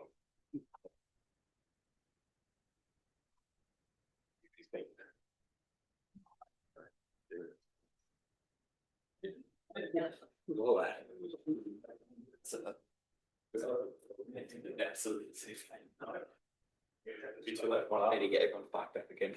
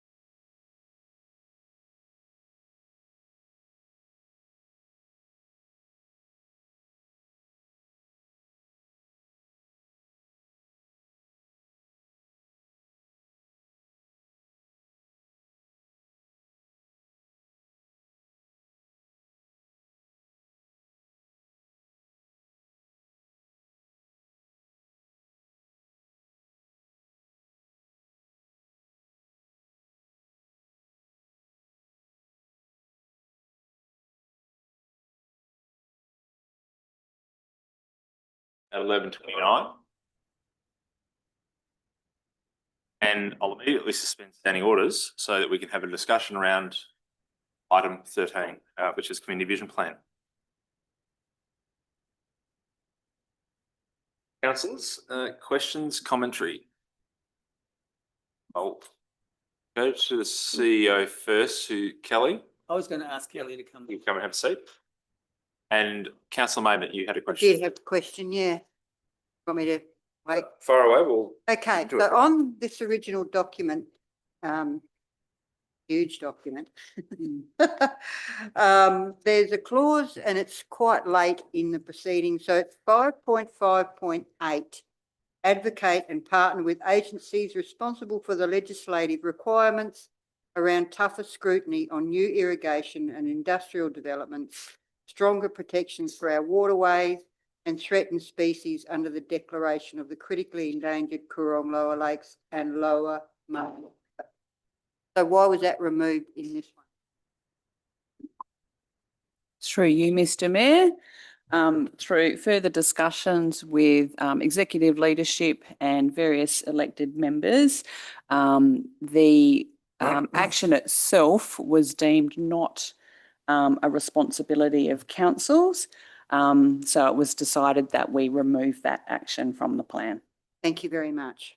And I if just I want may, 5.57 and 5.58 were brought in due to federal government's, they fed off of the recent announcement around the Murray. Correct. I think 5.5.7 covers pretty much what It council's does, yeah. responsibility is. Okay, thank you for that. Councillor Bland? Oh, no, I was just going to say that council has a strong role in advocacy. So yeah, I don't mind where that sits in the longer term, but we do have a strong role. We do send people in relation to the basin. We do talk about the plan. So while it may not be land under all our care and control, it does feed us. And so we do have some strong role, particularly around advocacy.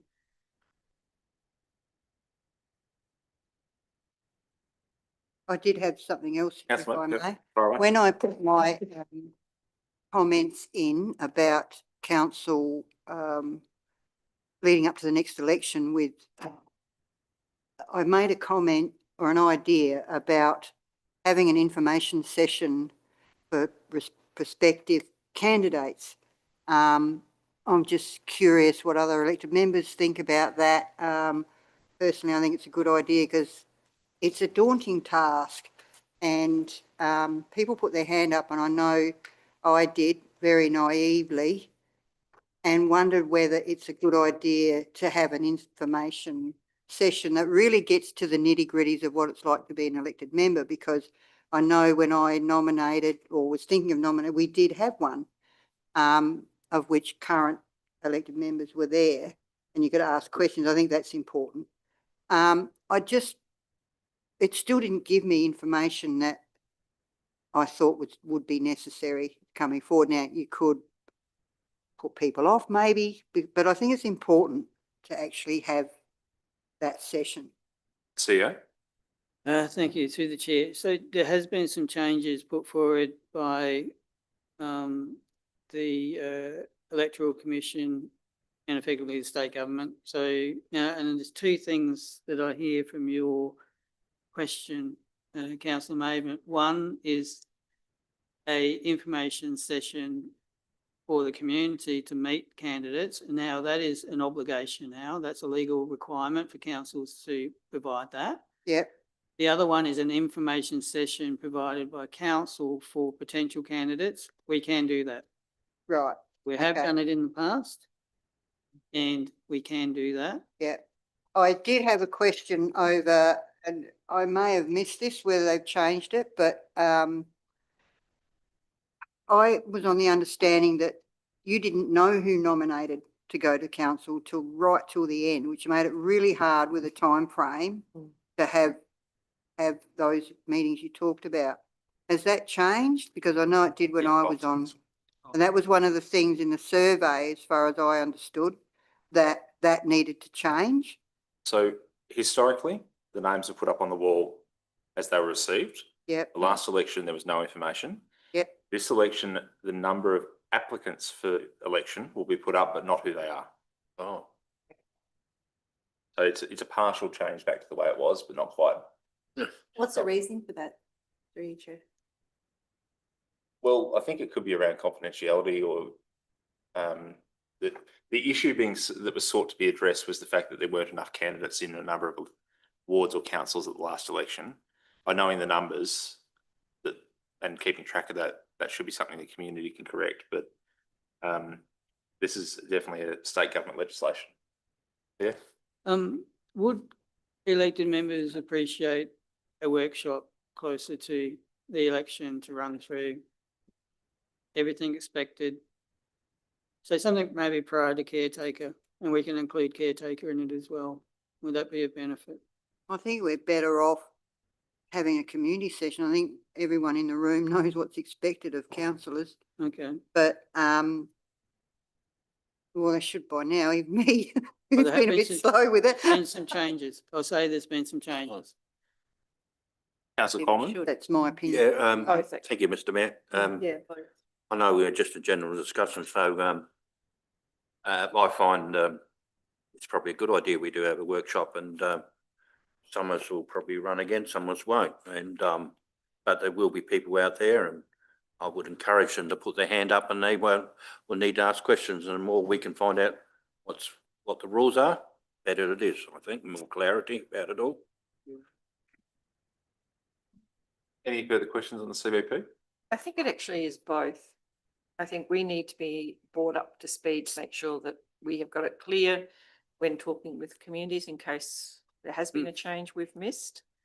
But I also agree with that, you know, we need to have a community session where people either go online or chamber, or however that might look. I think it's really important because I think we may struggle over time.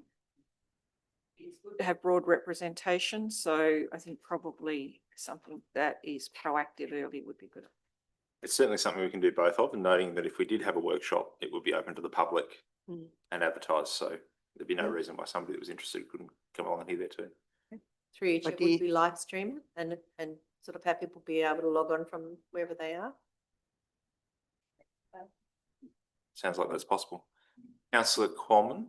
Yeah, just another question. Well, I was hoping, but there's probably some reason for it, that would have the names when they put up of people who nominate. But I would hope, though, if they just have the numbers, that they have some clue to where this candidate resides, because we could have no rural representation and have 7 people put their hand up Tarlan Bend.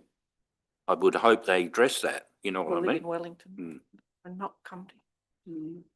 Yeah, through you, Mr Mayor, I think that's a stupid rule that they don't put the names up, because exactly what Councillor Corman said, you know, then we've done away with the wards, but we still need people from each area representing council, whether they're wards or not. But and that's just stupid that they'll put the numbers up but not who they are. And I can't see any reason for that. Because following on from that, because a few weeks later when the nominations come up, we're going to know who they are anyway. So why is it, I don't understand, if we're going to know who they are when we're voting for them, why you can't know before the closing date? I think that would be a question for the Minister for Local Government. Yeah, that was raised. Just you take it The there. survey Yeah, anyway. just I think we can take that as if the feel of the room is that we keep prosecuting that it needs to go back the way it was. go back. We can take that as an action item from today. I just don't, well, I guess what hasn't been explained is the benefit of doing it this way. Like what is, I mean, often these things come out because there was a problem and they've developed a new rule. I just don't understand. I can't imagine what the problem would be or how this rule solved that. Well, last time round, it seemed they created the problem out of something that was working. So Yeah. I think And through you, Mr Mayor, the member for local government is probably aware of what happens to councils in Adelaide. He's probably got no idea what happens to councils out here. I mean, if you elect in Burnside or something, well, everyone's from Burnside. Yeah. Yeah, there's a exactly. Yeah. I was going to say I that. think Completely different to a country. through you, Mr Mayor, I think the one of the aspects is the distance. This is a large council area, and asking new councillors from the back of Kermaduk to know what's actually happening all the time at Salt Creek. It's hard enough when you live locally to know what's happening there and vice versa. So I think that's one of the, being connected in each area is important. I'll take that as, For only 7 councillors. I'll take that as closing out the conversation on this particular matter. I think we've got it down as an action item. And captured that. Are there any other CVP related queries, questions? Councillor Roundtree. And more of a comment. I actually, so the big document that we were given, I thought was really great and had all the details. So thank you for all of that big body of work, because that was massive. And then the outward facing document that we're looking at releasing, I think summarises it really nicely. I appreciate you taking up the commentary from us in that document. So thank you for that. And I actually think it's one of our better ones going out that we've had. I think it's actually worded in a way that's meaningful, has some clear objectives attached to it that are going to be measurable. And I really like it. So thank you to the team that did it. Thank you, Councillor Roundtree. I'm happy to move it. We're still suspended. Oh, so no. okay. Councillor Bland. Another one on this. And I'm just looking at community connection at the moment, and I worry that we say provide in some of them, say 1.4.2, and it's not that we don't or won't, but it's an expectation that we will. And there may become a time when we say provide resources to support community groups and organisations to deliver community festivities, etc., as a lead partner, a lead and partner with, I imagine that means. Maybe a time when a lot of that is financial to some degree, as well as the support from staff.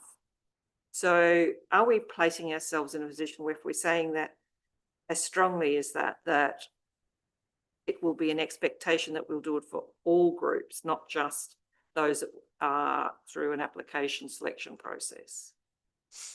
I just don't want it to mislead anybody. And I guess the other one is how transporting that, how do we take on that role? Councillor Bland, have you got an idea about some different words that could be used here? Not at this point, but I just would like to think about how, instead of basically using words that If you took out the first 3 words, would that satisfy your concern? yes, support community groups rather than provide resources to support. It's not that we won't, because we have a mechanism. This basically tells us we definitely will. We're going down that track. Thank you. And the other one is how do we look at transport? It's going to be a bigger issue. It's a big issue now. How does that actually fit in these deliverable actions? We have it in our some of our comments, but That's the CEO. Could I, Councillor Bang, get clarification when you say transport? Is it public transport, or is it the transports provided by so the I guess community the service? wording around that is how do we liaise with, ensure, how are we going to be a proactive in that point, whether, I guess I'm going to harp on about children and ageing here, but how do these people get to services? How do we try and ensure? So it's about advocacy. So it's ensuring that we have advocacy around some of these really key importance that connects our communities back to essential services that may or may not be in our area. We now have schools delivering some programs, working with some programs out of the Limestone Coast under some of the new initiatives. Currently, they're being picked up and taken there. How are those people, potentially children, likely to get there in the future when all the money starts to slow down? So we have lots of things across, it's quite broad. How does that happen? Okay. If we are taking on some of that role, I'm talking about advocacy really. Thanks for the clarification. There will be just to say, there will be a budget bid regarding the supporting the Tailem and Bend Community Centre and their transport services. That'll be considered by council. Apart from that, I think there is a connection with the Health Services Committee. The services, establishing the services, retaining the services is really important, but getting people to the services is equally important. So, and I think that's we'll see Taylor Mendon Community Centre play more of a role in that as they expand their service. Thank you. Councillor Bland, does that cover Yes, you? Right? Thank you. I agree with that. Advocacy. Any other feedback or thoughts from elected members at this point? Councillor Cormann? Thank you, Mr Mayor. Seeing the report here, they had 575 people took part in the consultation, and then there'll be community engagement or feedback. Public meetings, held in Meningie, Tarnabin and Canalpin. And what I'm hearing around the room, in this document, I just hope we get a good roll up and a good participation by the involvement by the community. Because some things here probably do line up and what we need going forward. And this is where our CEO and our planning officers come in. Mr Mayor, is our potential for growth that we're going to have soon occurring in Carlin Bend and other areas in the district. And I think this is crucial that we get this in line up in a future plan, involvement with the community to what they want. And it's more important that things like healthcare, aged care, transport are top priority, and getting this place to handle, and with the instruction going forward with the predicted growth that we're going to have. So it's really important that everybody gets on board and gets this jigsaw puzzle together so we make the best out of it where we're going ahead forward in our what I call strategic growth. All right. Thank you. Anything further at this point? We'll recommence meeting procedures at 11:47. 46 is fine. Councillors, do I have a move for the motion noting the one modification that came up in our conversation before from Councillor Bland, that we remove the first three words in 1.4.2? That could be added. Councillor Roundtree? Happy to move with that notation you just said. So that's adding 0.3, removing the first three words in 1.4.2. Do I have a seconder? Bland? Councillor Roundtree? Yes. You have the floor. Oh, I was gonna, yeah, I have nothing further to add. Once that's added in, I'm happy with the motion as it stands. Thank you. Councillor Bland, do you wish to speak to the No motion? further comment. Any other councillors wish to enter debate? There being none, Closed. we'll close. Thank you. I'll put the motion as it reads on the screen now with the addition of the three. All those in favour? Carried unanimously. Thanks, Kevin. Councillor Bland. Councillor Bland was seconder. Decision report 14, which is the minutes of the finance meeting held 10th of February. Do I have a move for the motion recommendation? Thank you, Councillor Roundtree. Seconder. Thank you, Councillor Coleman. Councillor Roundtree. Nothing further to add. Councillor Coleman. No, thank you. Thank you. Any other members wish to enter debate? A question regarding the minutes. Most without notice moved by Councillor Roundtree. The question posed regarding request for further breakdown of expenses on capital expenditure in the budget review 2, and administration response be recorded in full in the minutes. There's nothing in the minutes on the response. The attachment. There's an attachment. Attachment 1. That. Next page. No, I didn't. Oh, okay. I didn't go down that far. I just. Thank you.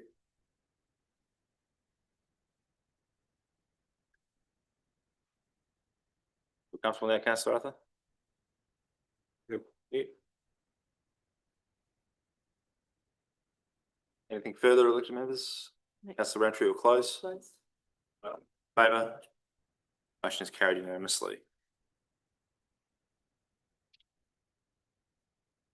Item 15, audit and risk minutes. Are there any questions regarding these minutes before we deal with the recommendation?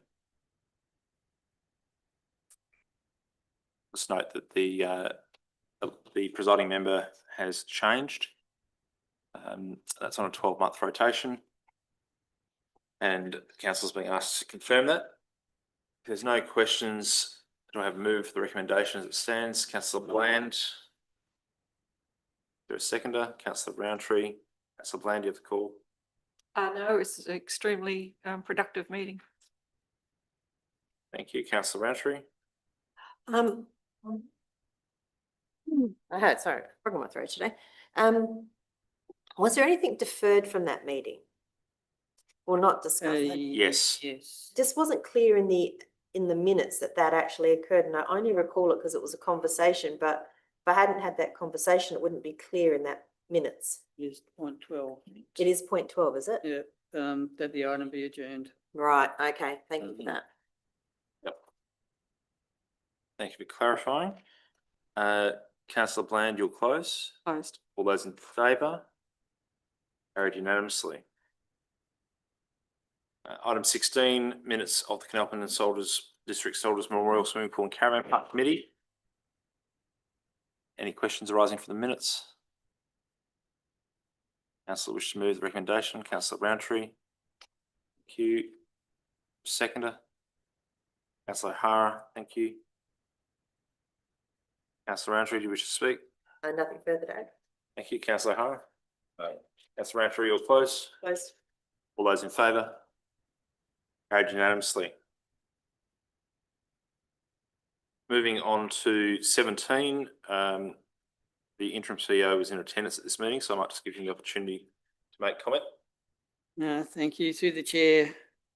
I mean, obviously, it's mayors in particular that were there. I think there was only myself and one other CEO, and that was David Beaton from Loxton Wakery. The meeting was interesting. There's a lot of discussion about SAROC and the representation that regional councils receive through the LGA structures, and let's say there's a fair amount of dissatisfaction, and that's something I think that most regional councils would like to see a review of those arrangements. There was, as the minutes note, discussions about the MRLGA strategic planning moving forward in those matters. And we were meant to have a visit from the Minister of Local Government, but unfortunately he had to pull out at the last minute, so we finished early. Thank you. Any questions for the CEO around the meeting or the minutes?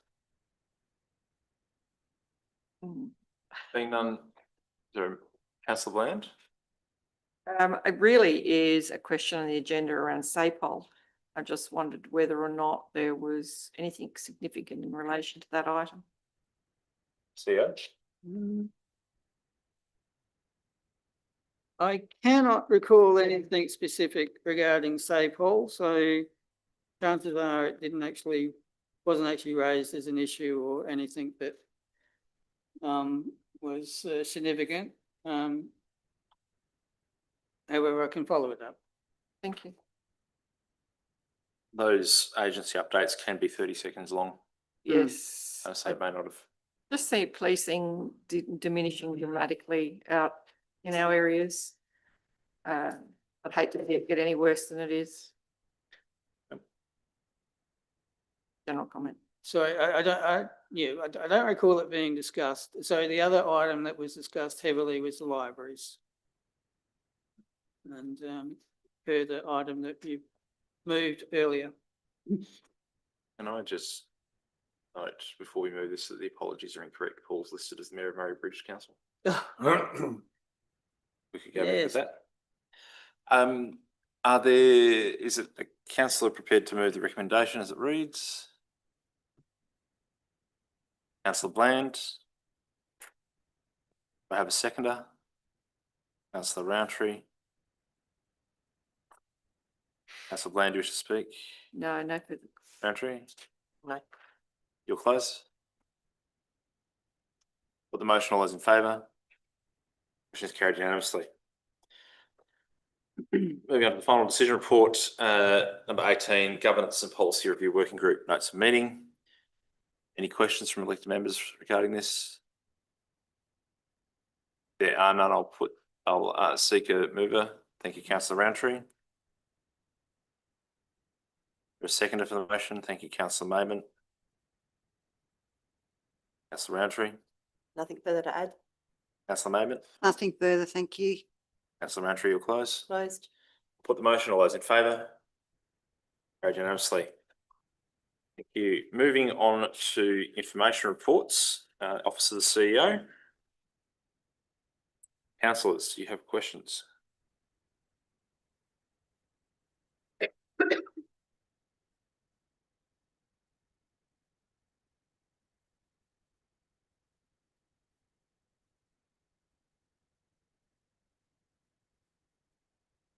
There being none, the recommendation is that we receive and note the report. Councillor Corman, you're moving that way? Yes, I move. Thank you. Thank you. Is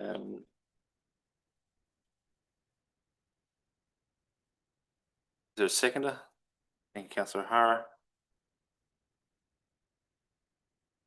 Councillor Coleman. Cool.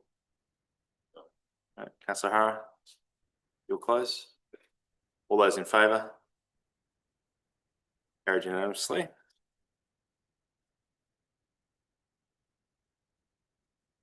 Moving on to 11.2. Community and corporate. Councillors, any questions? Councillor Roundtree.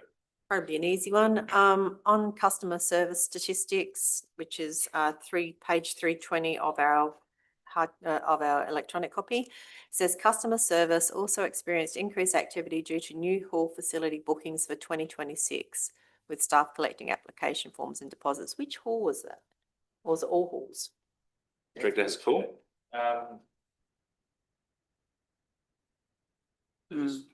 In general. They make sure that anyone that has ongoing bookings are properly know about. So it says new hall facility booking. So is it new stuff or existing stuff? That we don't have an ongoing for 6 years. We make sure that someone that hasn't existed for that year. Yeah. Like I guess I read it as that we had this influx of people booking our halls, and I was like, oh, that's exciting. I think so. Right, that was. Thank you for clarifying. Any other questions? Councillors, there's a recommendation. Move Councillor Roundtree. For the seconder. Councillor Maidment. Councillor Roundtree, you'll close. Closed. All those in favour? Carried unanimously. Moving on to decision report 11.3. Roads and infrastructure. Councillors, questions? Councillor Coleman. Thank you, Mr Mayor. I have two questions through the chair to our Director of Roads and Infrastructure. On page 115 of the hard copy, patrol grading maintenance, J-Buck South Road. We've had major works, resheeting or whatever done on J-Buck South Road. Is this just a regular maintenance thing, or only because part of that was upgraded? Please can you just verify? Thanks, Councillor Coleman. Through the Mayor, no, that was just general maintenance grading of the remainder of J-Buck South Road. Thank you. So, yeah, in particular down towards J-Buck itself. Yeah, because the other part was resheeted. And if I may, I've got another question. Page 130 of the hard copy, water operations standpipes.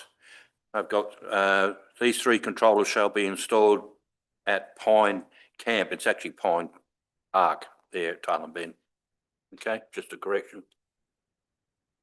Councillor Roundtree. Yes, I noticed in the waste management, so this is page 340 of electronic or 129 of the hard copy. There seemed to be a large increase in October and December in repairs and damage to place bins. Do we know what happened to see that occur? Director. Through the chair, not right off my hand right now. I do notice October was quite high, so it's, I mean, you could assume maybe December, something in and around Christmas, but that's not necessarily, relatable. So I would need to take that on notice and see what the exact issues are, and get back to you. Thank you. Probably no need to take it on. Yeah. I just thought you might have a Nah. reminder, because I know once before we had some issues when we started seeing these sorts of repairs issues come up, and I wonder whether it was a similar thing. But I don't expect you to go hunt it down if it's already happened. Thank you. Councillor Hara. Yeah, through you, Mr Mayor. Just Narung Stud Road, patching of holes with pre-mix seal and patching. Do we own that road? Through the chair, yes, we do. It's a council road. It is a council road. Yes. I'd like to know when it became a council road, because it was a private road. I'll have to take that on notice and look into the history of that. What was the name of the road again? Through the chair, unless there's a further section that is private, but we can look that up. Yeah. All that, sorry. Unless there's a further section that is private, but the Narung Stud Road is a public road. But the bitumen Okay. part Yeah, it only starts at the entrance to will, Narung Stud. we'll follow it up and advise out of session. Right, thank you. Councillor Moment. Thank you, Acting Mayor, and through you, on the same page that Councillor O'Hara just mentioned, can you tell me where Old Duke's Highway with a J is? I'm just scrolling. Sorry, it should be a D. Right next to the jukebox. It's a grammatical error. Sorry to be anal with spelling, but that's me. We're just ensuring you. Yeah, on your toes, proofreader. Thank you, councillor. Councillor Bland. Oh, well, yes, I have one, and it's really a comment, and maybe for noting from a timing perspective. It's great that we've put traffic counters out, and the one I'm referring to is 7 Mile Road out of Meningie. Very busy during the pre-Christmas, post-Christmas period, where a lot of the away people come and stay. I'm just wondering what value the data is going in when it did until the 20th of January, when we really need to have it from early December right through to get a picture of some of the usage. It is very, very busy. So looking at some of the pictures, and I'm not just saying that for 7 Mile Road, that's just an example of one I know well, but some of the others probably. We need to look at the busy periods, the same as we've always done, I think, in the past with harvest and, truck movements around the district, knowing exactly when those high use areas are. I can give a little comment there. Yeah, thank you. Through the chair, don't disagree in any sense. It's helpful to get that data in the busy times, but it's also helpful to get it when it's not busy, so you have got a comparison. So just because there is one out there now doesn't mean that we wouldn't put one out during a busy period to get a comparison to see if there is an actual trend of increased usage. Granites Road would be another one that's similar. You could do it now versus in December to see what an impact, harvest has on that road, for example. So it does help in a sense to get it when it's not busy versus when it is peak period. So you can see what impact, traffic has on a road. Any further questions? Yeah, just one. Councillor Arthur. Electronic 314 regarding our friends at Corellas. Part of my question is when and why did we stop shooting them? There's nothing in there that tells me they have. Secondly, I did ring up and ask what are required for a person to be licensed to shoot in the rural area, in the town area. And I haven't had a reply yet, because, you know, we have got a couple of commercial shooters down our way that are quite prepared to do it. They've got commercial licenses, so I just wondering, because I know Canalpin's having trouble now. Tindanara has been left out for quite a while, but we haven't quite caught Meningie yet, but we're getting close. So I'm just wondering if we can get some details there. Yeah, thank you. Before I go to the director, I'll just draw councillors' attention to the questions taken on notice that are at the back of the CEO's report, which include the foot valve at Meningie. Councillor O'Hara, from your question last week, and there was a response to the question around Corellas there, but it didn't cover why it did cease. But I'll go to the director. Through the mayor, as far as I understand, we've done a little bit of shooting through periods in the last 2 or 3 years. It's probably not been as expansive as it historically has been. I think it might be best, like there's quite a bit to digest in what you've asked them, whether I could take it on notice and send an email just answering all of those dot points around who can do it, what do they need to do to be able to do it, you know, all of that information, rather than sit here and try and articulate. Well, Ken, Mr Mayor, through you. Councillor O'Hara? Just like to comment that Michael and Bob Simcock have been down home shooting, and they've done a terrific job. And they haven't, I don't know if they've actually killed any or not. I think they're shooting blanks, but they've certainly got the birds moving, and they've done a terrific job. They keep pushing them back to the back of town, and it's really made a big difference over the last week. They're still there, and they still give you the pups, but they are moving them, and they are aware of them being there, you know, so it does work. Thank you. And I'll just note that councillors would have received an email today or yesterday regarding this from concerned community members. Councillor Bland. I was just going to say 2 things, but on your comment then, I'm assuming council will respond to that appropriately on our behalf. Could I just thank structure and staff in relation to the reed and debris cleanup at the Meningie stormwater discharge. It was well overgrown and a problem. It's quite dramatic by the photos. Could I be assured that that's regularly on the list now, so we don't get to that state in the future? I understand that some of the piping in relation to irrigation was also sorted at around a similar time. Thank you. To the director. Yeah, thank you, through the chair. Yeah, absolutely. That is a prime example of a very item that you put into an annual works plan at a set time and year, perhaps pre-winter season, that you go and do that activity. Clean out the gross pollutant trap. Councillor O'Hara. Just one more thing, yeah, just a question to the infrastructure. The BMX track at Meningie has been all done up. Is that us that did that, or was that a private show?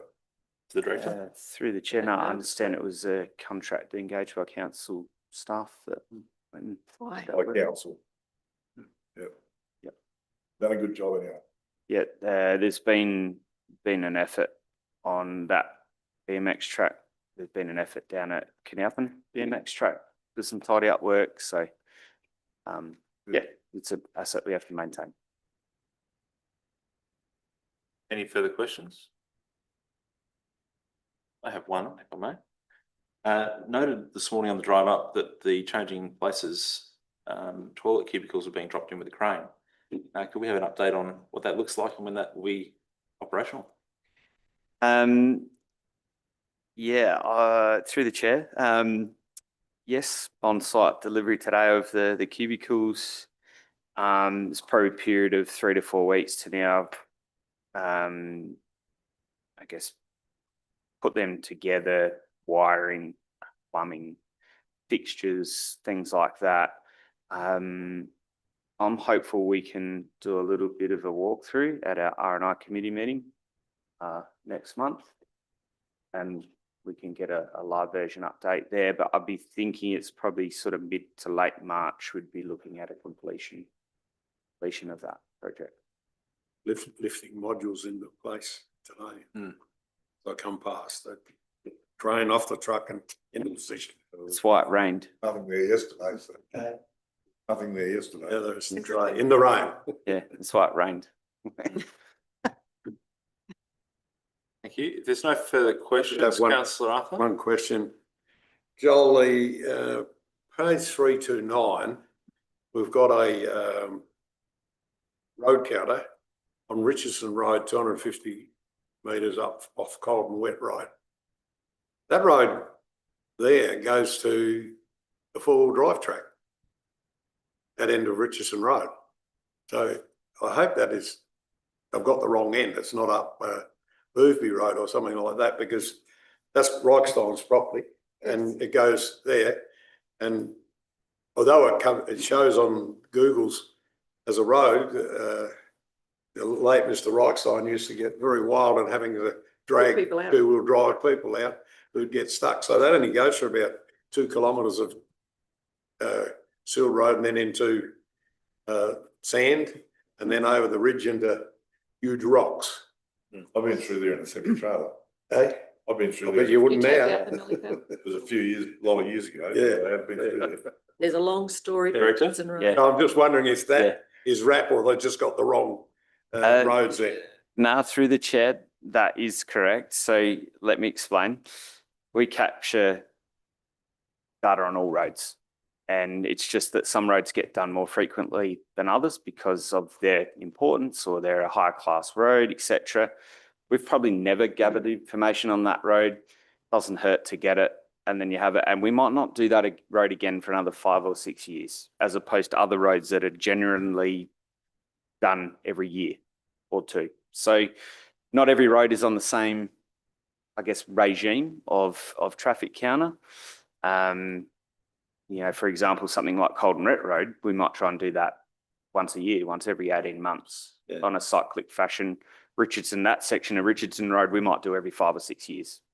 Just to see if there's any change in trend or anything like that. There might not be, but it doesn't hurt to get the information. We'll find out how many times Shmurley goes and checks the waters, I suppose, because that's about the only person. We may get a question how many people are travelling through to the other section of Richardson Road one day, and we might be able to answer it. So Just to make a comment about That's Richardson Road, if I might, is that it's got a long history, including malleefowl protection and a lot of concern a few years back, and probably has a history worth, if there's questions about it, to being understood.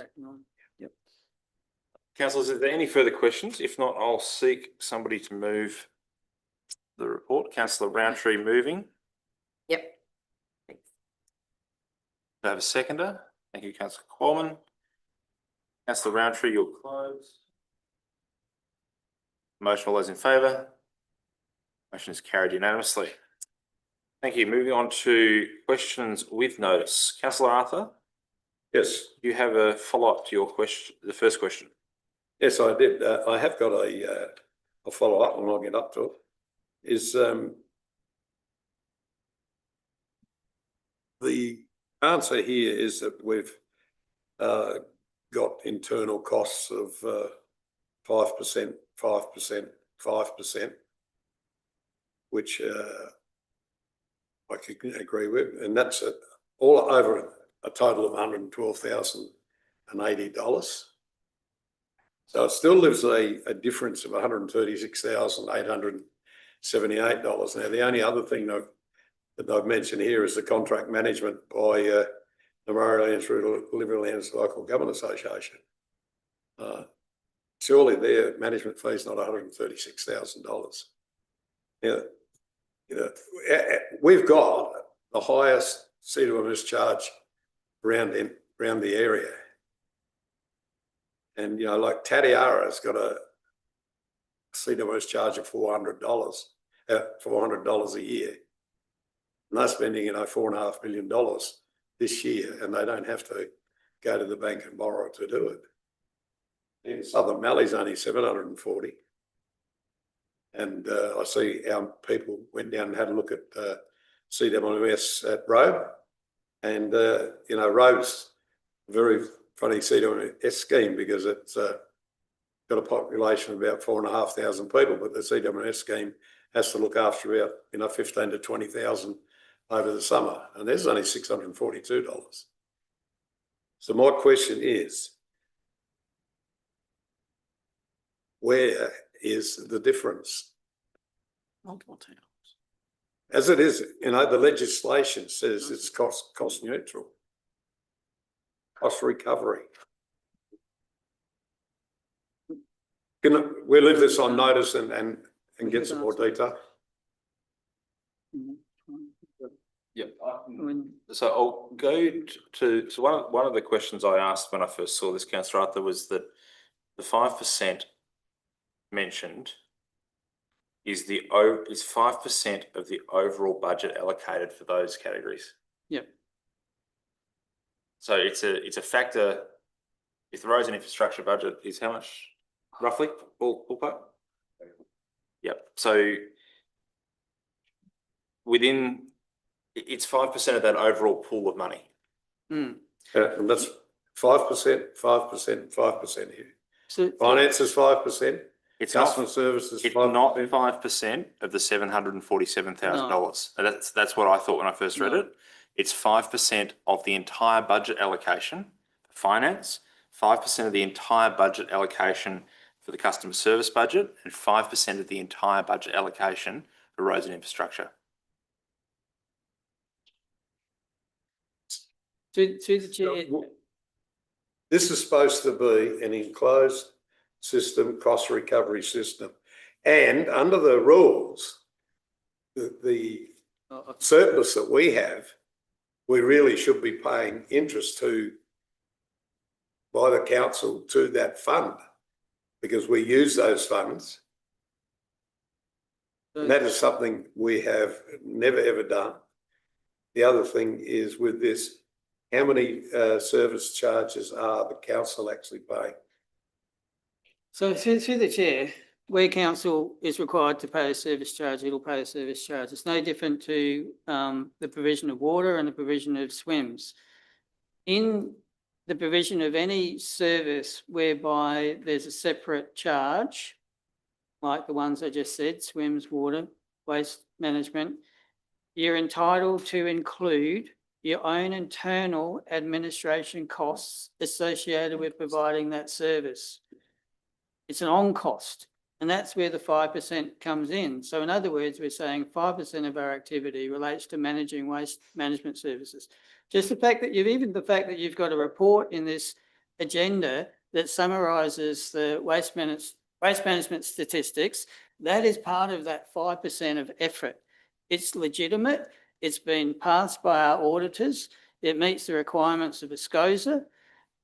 We are abiding by the rules. The difference between the 747 and the 498 is all of these on costs that we put down in dot points there. Councillor Arthur?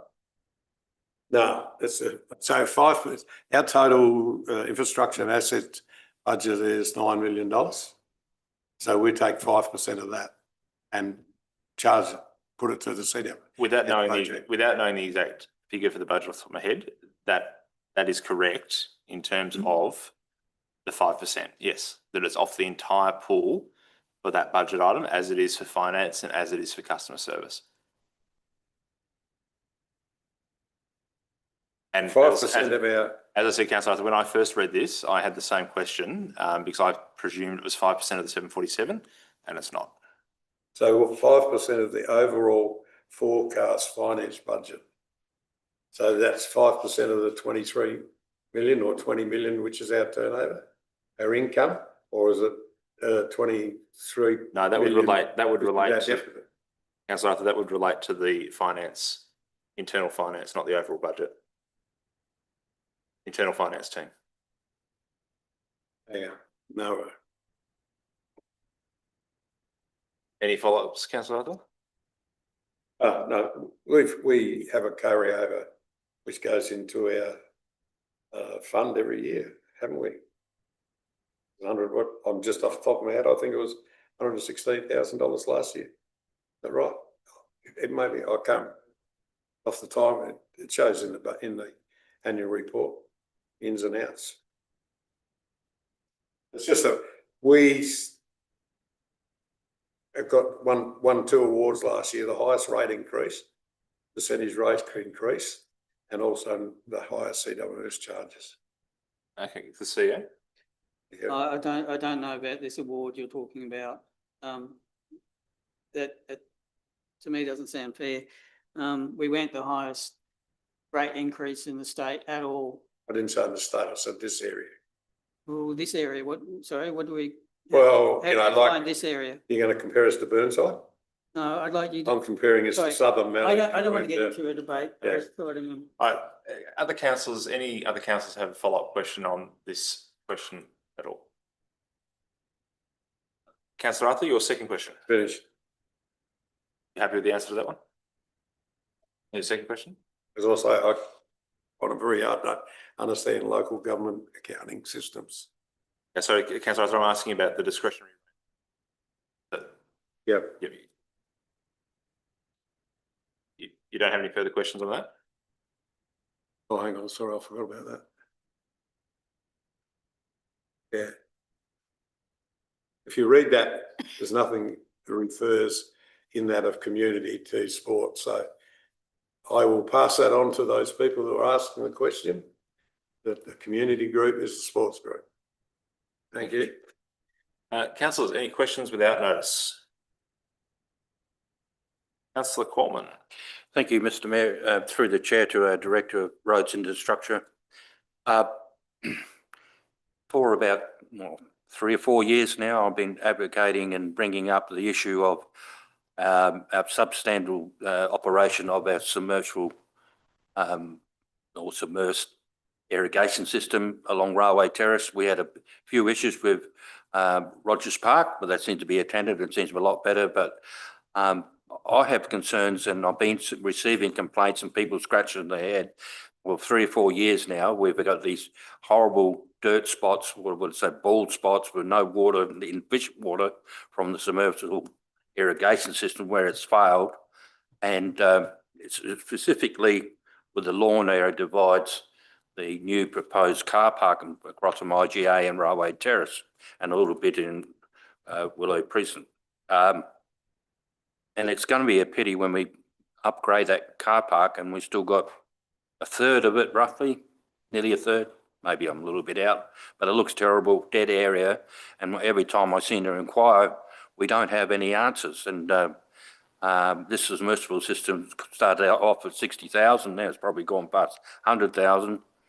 I can't see why we can't get some interim alternative watering system happening to improve the outlook of the street, because it looks terrible when 5,000 or 6,000 people roll up for our Christmas parade and they're standing on dirt in places. Could I have an answer, please, Mr. Director? The Director?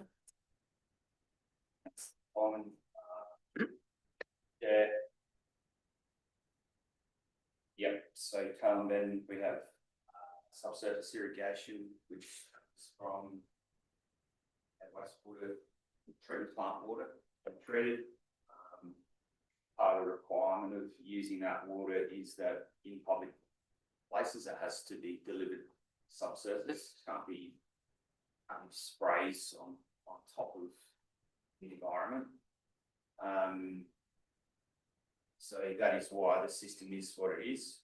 There is no other system. There is no pop-ups.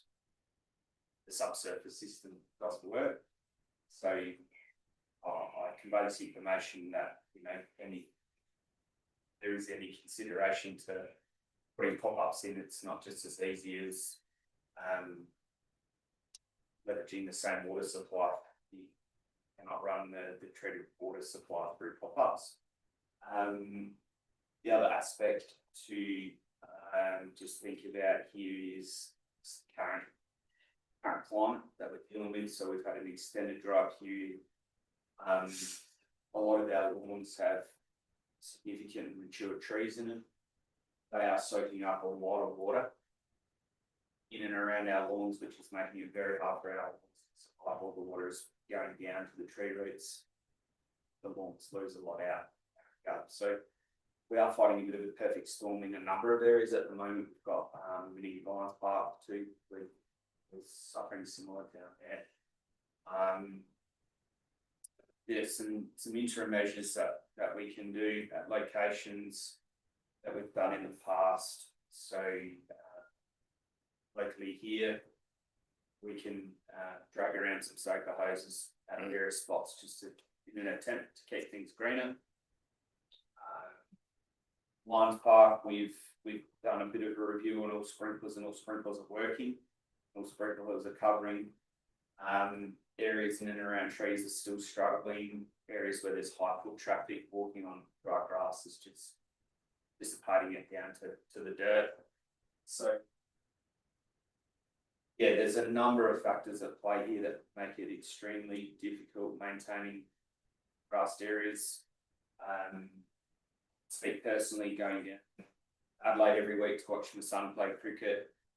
Talking the lushest of ovals are struggling at the moment because of what we're experiencing. So something to consider.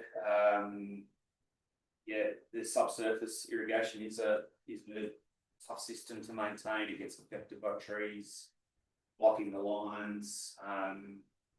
But at the moment we don't have another system to back it up. So that would be a new cost to the council if we want to go down that path. It'd be a very significant undertaking to go down that path. So yeah, there's just a whole bit of commentary. That's the issue. There are some measures that we can do and we'll start doing to try and help some dry areas in some key spots. Thank you. Follow up. Yes, I've just got a little bit more to follow up. Thank you, Mr. Mayor, through the chair, to the director.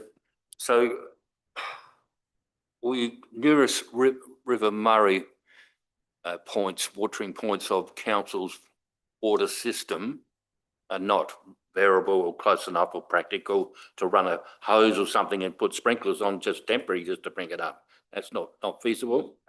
We can do that through some SA water taps that we've got around the place. Yeah. I would need to take on notice where any river drawn pumping go. Yeah. As far as I understand, very little, everything runs off the service. Yeah, that'd be great. It's going to go on, and you know, you go, Mr. Mayor, you go, and members, you go to places like Lameroo, and admittedly they probably use bore water. It's like a big bowling green, beautiful and green. I've never seen. Yeah, a thing called a bore sits there. Yeah, and yeah, it's just a pity when we want to people to come live here, and we're spending all this money, and we just got something sticking out like a thought thumb. Yeah. Anyway, thank you, Director, Mr. Mayor. Councillor Bland, question with that notice. I'll just make a comment that's been a long-standing problem.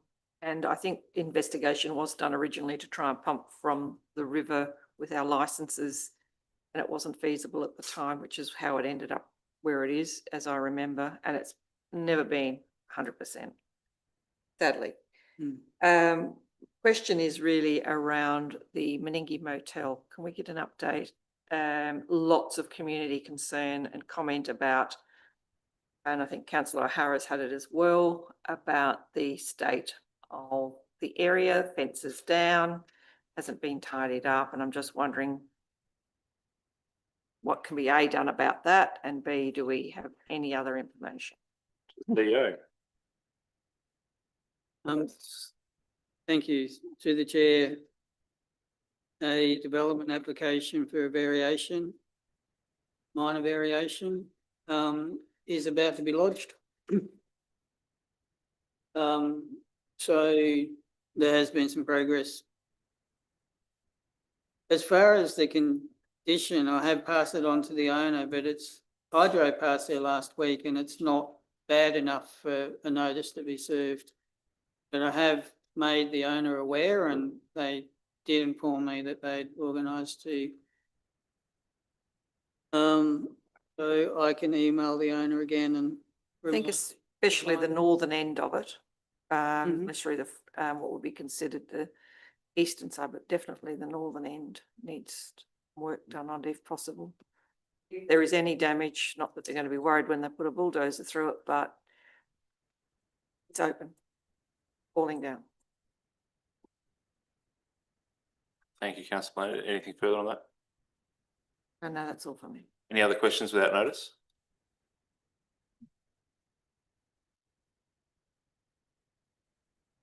There being done, we'll move to motions with notice. There are none.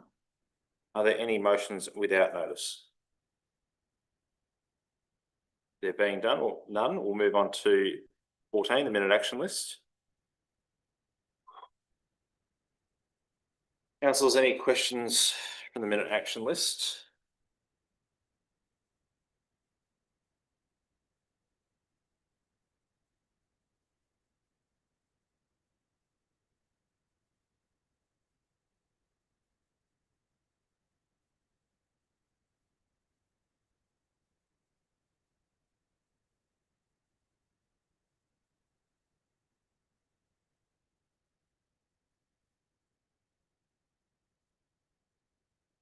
There being none, we'll move on. That brings us to the end of the non-confidential items. So for those watching in the live stream, please be advised that the meeting is about to move into confidence and the live stream will stop. For those who wish to view the end of the meeting, the video will be available on YouTube after today's meeting.